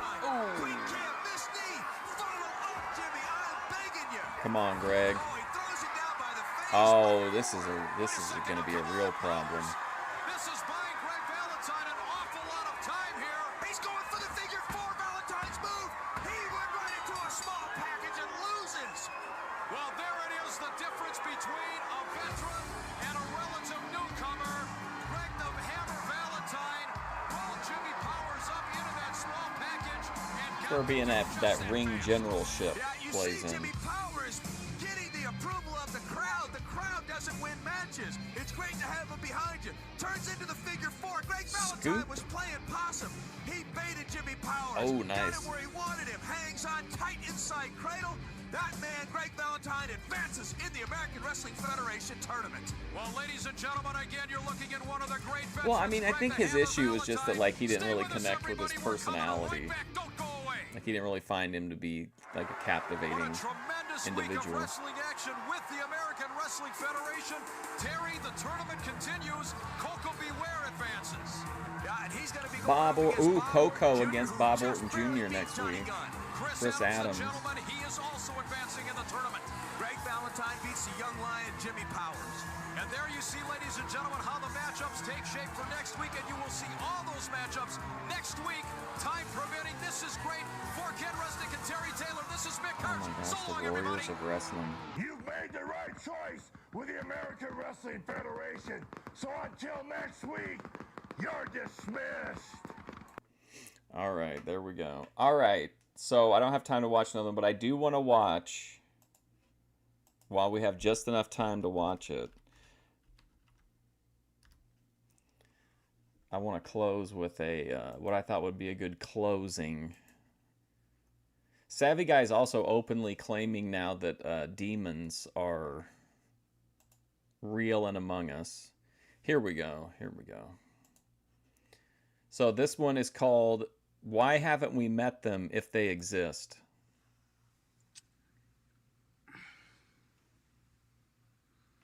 What's going on, guys? Back at you guys with another presentation. Oh yeah, I'm a big Valentine fan. Happy Saturday. In this presentation, guys, what I'm going to talk to you guys about right now is, and this is something that you guys should think about.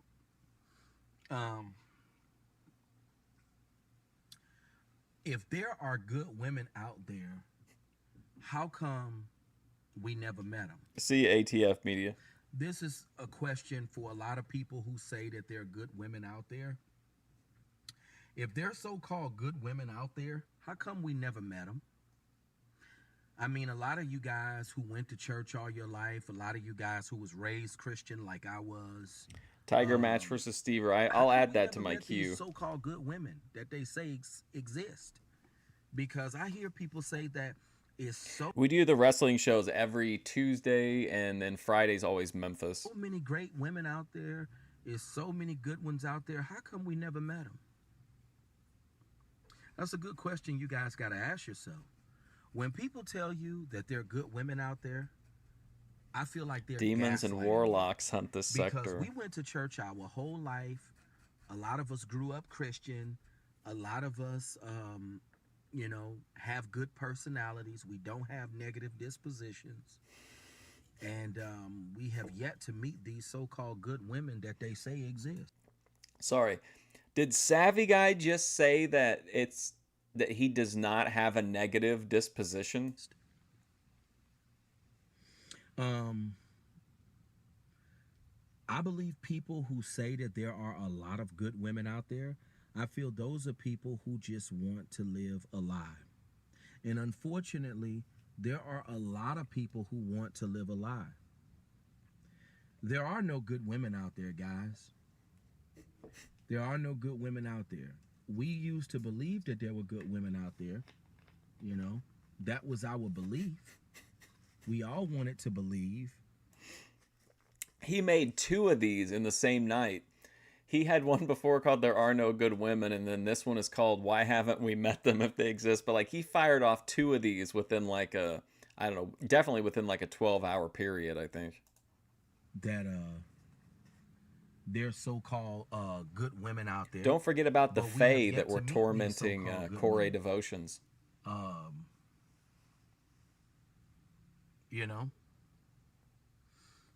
Don't let people gaslight you. Don't let people brainwash you into believing that there are good women out there. Don't allow people to gaslight you. If there were good women out there, you would have met them by now.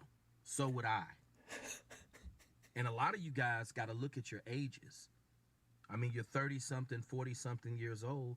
If there were good women out there, don't you think you would have met them by now? And especially you guys who grew up going to church like I did. Don't you think if there were good women out there, you would have met one in church? A lot of you guys went to church your whole life, just like something I did. happened to trigger it. I'm pretty sure a lot of you guys. I like to kayfabe think it's because earlier in the day I released my video review of Summer of Savvy where I said I really like all of the There Are No Good Women content. And then we got 2 videos not too short, shortly after that. But that's a work. Would have met some good women. There are no good women out there. No, he's aware. He's definitely aware of that.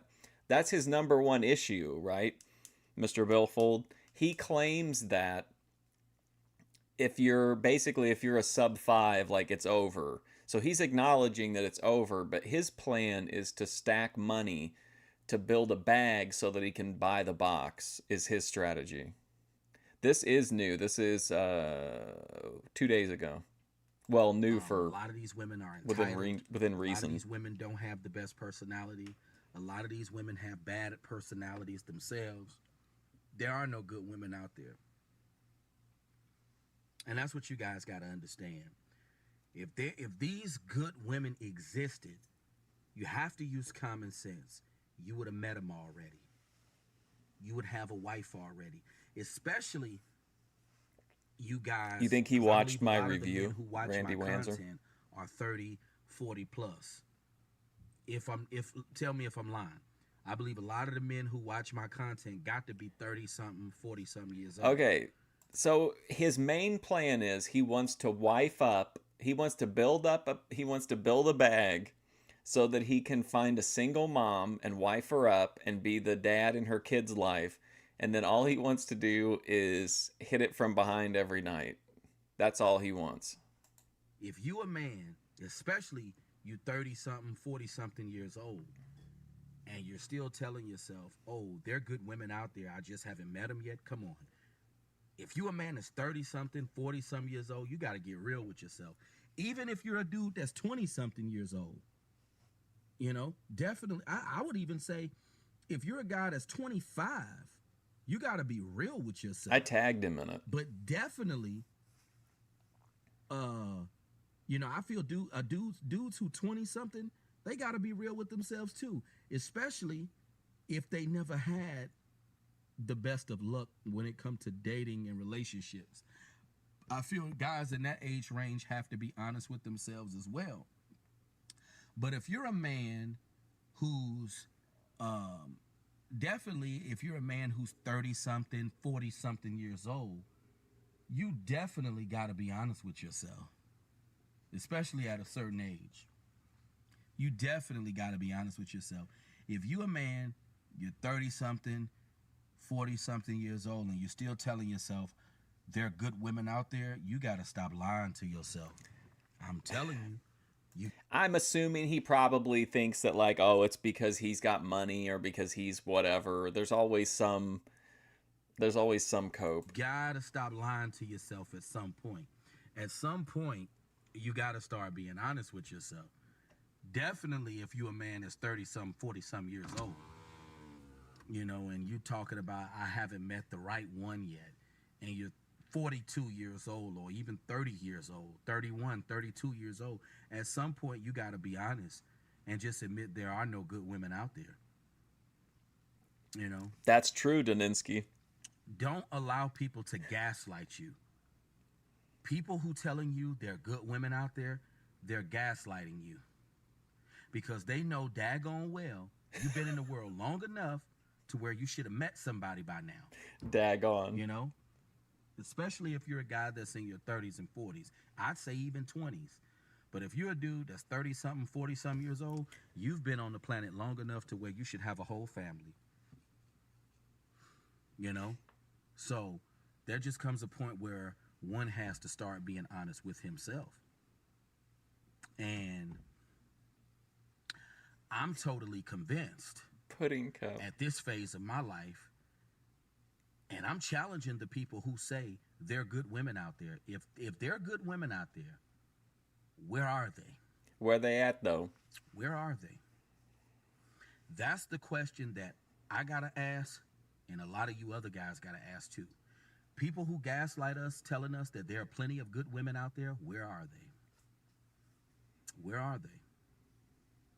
Just something to think about, you know? I'm not going to take too much of you guys' time. But well, his mom set him up with somebody, and the woman was kind of turned off, I think, by his attitude. But she said that she didn't want to see him again, but that he had a quote, good spirit, and that really set him off. To think about, because I've always had people say, oh, you just got to find the right one.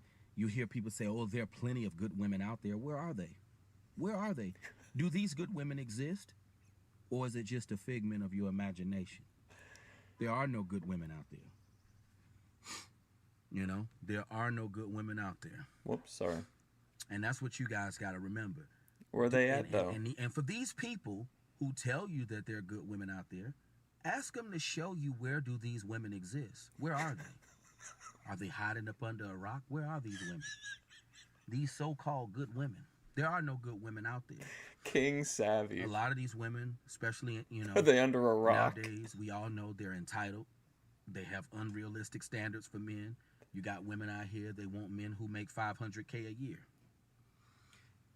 You got women out here who saying they don't even want a man who's an electrician. I remember hearing a woman say she don't even want a man who's an electrician. My dad makes $2,700 a week. That's unheard of. So he makes $2,700 a week, sometimes $3,000 a week. That's really good money for for a skilled worker. You got a lot of these women, they don't even want a skilled worker. They want an actor, a football player, basketball player, big time professional CEO bowler of a company. That's what women want nowadays. They don't even want men who have regular professions.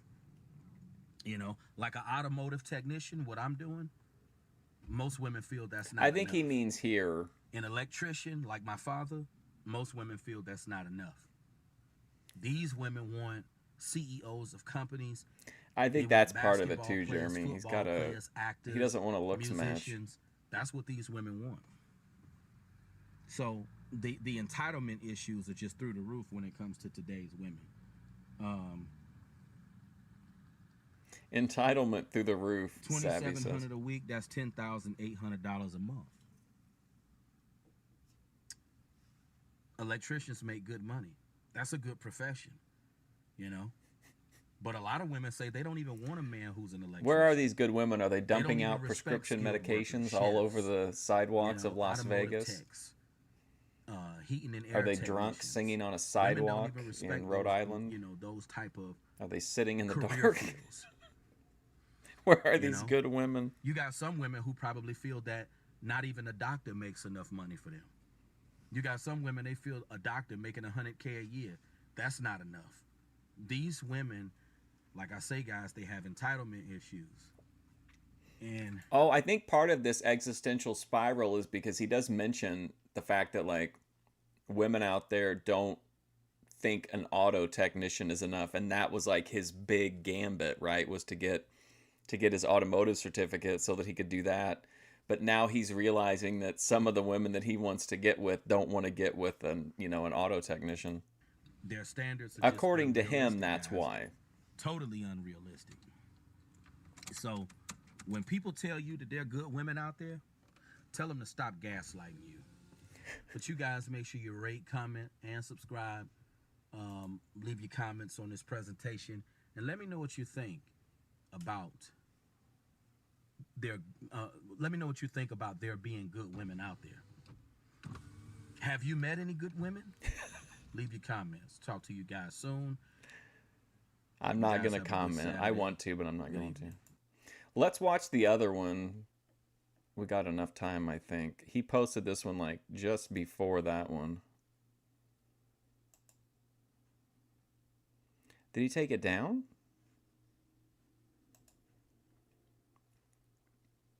It was right around the same time. Oh, here we go. Once you see there are no good women.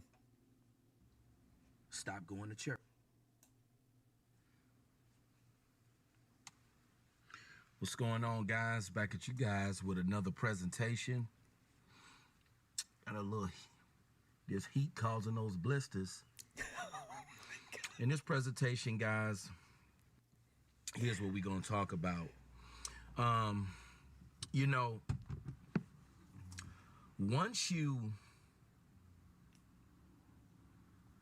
this is what I want to talk about, guys.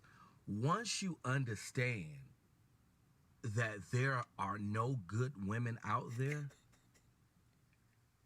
it will relieve you of a lot of unwanted worryation, sadness, and despair. Worryation. Once you understand that there are no good women out there, one thing I had to come to terms and really get in my head is that there are no good women out there. Once you understand that, well, he does go to it'll massage save parlors. you a lot of heartache and pain. I don't feel the same amount of heartache and pain that I used to have because I understand at this point in my life Worryation, that yeah. there are no good women out there. And that's my all-time favorite savvy mispronunciation, which there are many, but my all-time favorite is when he goes, "Listen, fellas, I don't want to be the barrier of bad news, but..." something that I had to really learn and understand. There are no good women out there, guys. And once you understand this,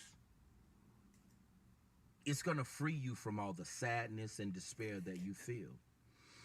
For years, I wanted to believe, and I know a lot of guys wanted to believe, that he there are also good hints women to out there, having that there are women who see your spirit. you guys have to help me out with this because I couldn't really piece together. Okay, he's a virgin, right? So he doesn't have any romantic entanglements, but he's in a multi-person dwelling apparently with like multiple roommates, at least some of whom are female. I don't know if he's talking about family members or like, is he living in a commune?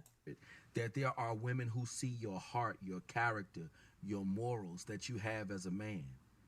I wanted to believe that for years too, guys, but that's not the truth. It's not the truth, guys. Women don't care how good your spirit is. No. They don't care how good your spirit is. They don't care how good your heart is. They don't care about any of that crap. Women that care church girl living rent about free. Superficial things, as I always say, guys. But a lot of us wanted to lean on to this idea for years that there are good women out there, that there are good women that exist in the church. There are no women that exist. There are no might good live at women home in with the body of relatives. Christ.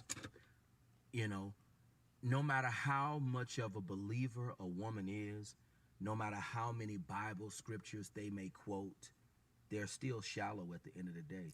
They still care about looks, money, fame. They still care about the same things, guys. So it doesn't matter how sanctified a woman may be.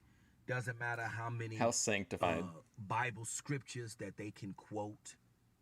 They're still shallow. And what I had to really come to terms and understand is that this idea that I wanted to lean on for years, that there are good women out there, is a total lie. There are no good women out there. Good women, good righteous women do not exist, guys. This is what you got to get in your head. Good righteous women don't I like exist. that he's back to the car videos. There are no good women out there. Very nostalgic. There are none. And this is why you guys, including if there are myself, good women out there, how come there aren't any in this chat? Good women, because there are none. I just wish Ember I had could a lot be of lurking. money She's kind of trad. so I could wife up a 304, give her the world, take care of her kids, you know, and she can, and I can bang her back out every day. Hit it from the back every day, clapping them cheeks. That's my goal and my dream in life. I want to get big money so I can wife up a 304 and I can bust massive loads, you know, because I never had any pussy in my life and I'm 36 years old.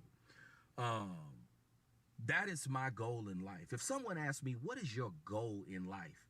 I want to elevate financially, Yes. get money so I can wife up a I will say this, Jeremy. He's been very clear that he does not think that his mom is a good woman, and he said so very many times. And he's also said that his mom is one of those women who can't act their age, and she thinks she's still the, quote, baddie she was back in the day, end quote. So Luke I'm still mind blown by it, and I'm trying to remind myself, like, I gotta stay impartial, but, like, Luke seemed so happy at first. Like, I was like, it was almost like, it was like a new version of him almost. 304. And I'll take care of her children as well. That's what real men do. Step up to the plate to take care of children that are not yours. That's what real men do, guys. That's my goal in life. But believing that there are good women out there is detrimental to your well-being as a man, because all that's going to do is lead to more anger. It's going to lead to more sadness, heartbreak, getting your feelings hurt, all of these things, guys. That's what believing good women is going to, believing that there are good women out there, that's what that's going to lead to. Getting your feelings hurt, feeling heartbroken, feeling mad, feeling betrayed, all of these things. This is why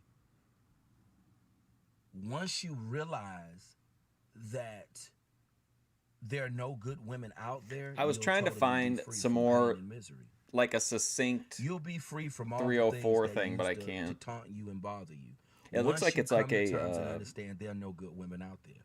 It's a big TikTok I actually trend. have more confidence in myself as a man now that I know that there are no good women out there. I'm more. I thought maybe I could find like a little video like we did for the Doomer. Sad, as burdened down, as miserable as I used to feel, because I understand there are no good women out there. This is why you got men who are 40-some years old who never had any vagina. This is why. Because there are no good women out there, guys. But you guys let me know what you think about this presentation. You guys let me know what you think about this. I want to elaborate more so on this topic, guys. Oh, wow. He's going to, because it's true. Staying in the game. There are no good women out there, guys. This is why we have not met any good women. He's like, listen, I'm going to wrap this up. No, you know what? I need to elaborate more on why there are no good women. And the sooner that you accept that, the less worriations you'll have. This is why you got men who 30, 40, 50, still beating the drum. Can't get any pussy because there are no good women out there, evidently. My goal is just to elevate financially, land me a job working with Audi or BMW, have my own clients on the side. I go to their Are you home, basing service that their off of the vehicle, headphone, and silent just headphone dance video? elevating financially. That's my game plan. And hopefully That was an awkward I can meet a time for 3 or 4 Savvy. in the midst of all of that, and I can be the man in her life, in her kids' life. Stepdad, That's my game. Savvy guy. Because it's bad out here, guys. And It's if you bad keep out holding here. on to the idea that there are good women out there, it's going to leave you sad. It's going to leave you depressed. It's going to leave you miserable. It's going to leave you heartbroken, believing that there's good women out there. There are no good women out there. This is why we can't find any. And I dare some women to come on this panel and challenge my views and things that I've said, because nothing I said has been wrong. I don't think so. Even guys like myself who But I grew up remember. Christian, who grew up in the church, we did not meet any good females in church. How many of you guys, leave your comments, how many of you guys grew up in the church and you were looking for a good woman all your life and you never met one? You were looking for a good female in the church. You thought that there were good women in church. You thought that you was going to meet a good, righteous woman in church that you was going to grow with, build a family Foolishness. with, all of this good stuff. But it never worked out for you. You never got what you thought you was going to get in the church. And I believe this is a big reason to why a lot of guys stop going to church. That's a big reason to why I backed away from the church. Because I thought I was going to meet a good, righteous woman of God in church, but I didn't meet that. Oh my There God! are So no he good quit. women out He there, guys. left religion And because he couldn't find a lot good of woman. men are coming to terms and understanding that there are no good women out there. Like I said, guys, my game plan is just to wife up a 304. Hopefully I can meet a 304, in the future. She sees that I'm in a good financial position. She sees that she can use my behind, and I'll man up. I'll take care of her kids, and that'll be my family right there. Because a lot of us, we're not going to be able to have families of our own, unfortunately. And due to the fact that I have found out that there are no good women out there, it has eased a lot of my sadness. It's healed a lot of my pain. Let me know if it's healed your pain. The fact that you realize at this phase of your life there are no good women out there. I'm glad I realized there's no. I wish we had like a crystal ball to we could look back to what happened in the hour leading up to this video. Good women out there. That way, I don't have to spend my time being mad, worrying about things that are out of my control. Because all women are the same. Let me know your comments, guys. Do you guys believe that all women are the same? He's picking a single mom because he knows that in his mind, single moms are like predatory, looking to find a carcass to receive funding from, basically. And he's saying that because of that, that will be his quickest path to what he wants. So it'll be like less of an uphill climb, you know what I mean? He thinks that as long as he's got a little bit of money, that he can find a single mom. Because a lot of you guys, just like myself, grew up Christian. You grew up in church. You thought you was going to meet a good woman in church, and it never, ever happened for you. It never happened for you. The things that you thought was going to happen, it didn't happen for you. It didn't come to pass. So I know I'm not the only guy who grew up Christian. I really want to know what goes, thought I was going to meet a good woman. What does he do before he records the videos? You think he hypes himself up? A lot of you guys thought you was going to get that too, but you never did. So I know I'm not the only one. But once you realize that all women are the same, there are no good women out there. So I see why a lot of men are whoremongers. Because there's no good women out there. Whoremongers. And I've come to, and that's a perfect excuse to be a whoremonger. There are no good women out here. I see why you have men who who are married. They cheat on their wife. They go to the strip club. They watch X-rated content. Because a lot of these men know that all these women are the same. They're all superficial people. And I believe this is why a lot of men cheat on their girlfriends. They cheat on their wife. You got a lot of men who sleep around. They live a very promiscuous lifestyle, even though I don't condone that kind of lifestyle. But that's he does why not condone that type of lifestyle. There are no good women out here. And he does go to massage parlors, though. 30-something years old, 40-something years old with no family and still beating the drum. Well, that proves everything that I've stated in this presentation. That proves that there are no good women out here. I mean, just think about it. I had a guy tell me he's 41 years old. No wife, no kids, never had any pussy. At 41. You think he just has, like, bullet points? Out here. You got men that old with no family, never had a committed relationship. That is insane. I've at least been on a couple of dates in my life. But far as being able to lock something down. Remember, he almost had sex, but he didn't have a condom? And she thought he was gay? You know, that's why a lot of guys realize that women are all shallow, they're all superficial, and they're all the same. And I'm beginning to understand why a lot of men live whoremonger lifestyles. I'm beginning to understand why a lot of men are promiscuous. And I'm beginning to understand why a lot of men don't have any respect for women. Because there are no good women out here. You know? Dark presentation, but a good one. Believing that there are good women. Powerful testimony from Brother Savvy Guy. That's what I had to realize, and that's why I've gotten my feelings hurt so many times. Because but he cut this one, and then he had to come back women out here and do the other one. Like, your character. It looks like there might have been longer in between them than it seemed like. Look like and how much clout you got. But you guys. But at most they were like a day apart. I feel so much better about myself realizing there are no good women out here anyway. Let's see. Let's leave him a comment.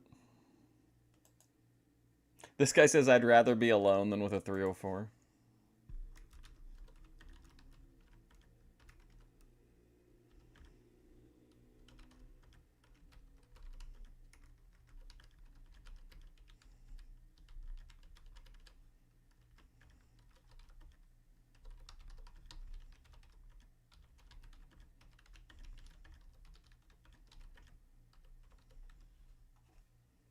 Oh, I gotta sign out.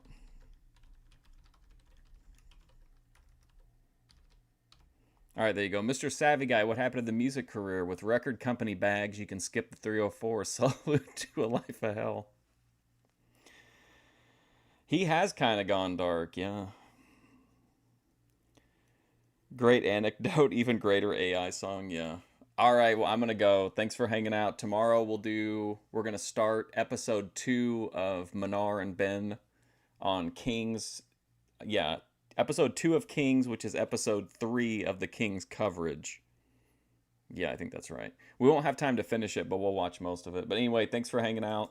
Hopefully I'll see you soon.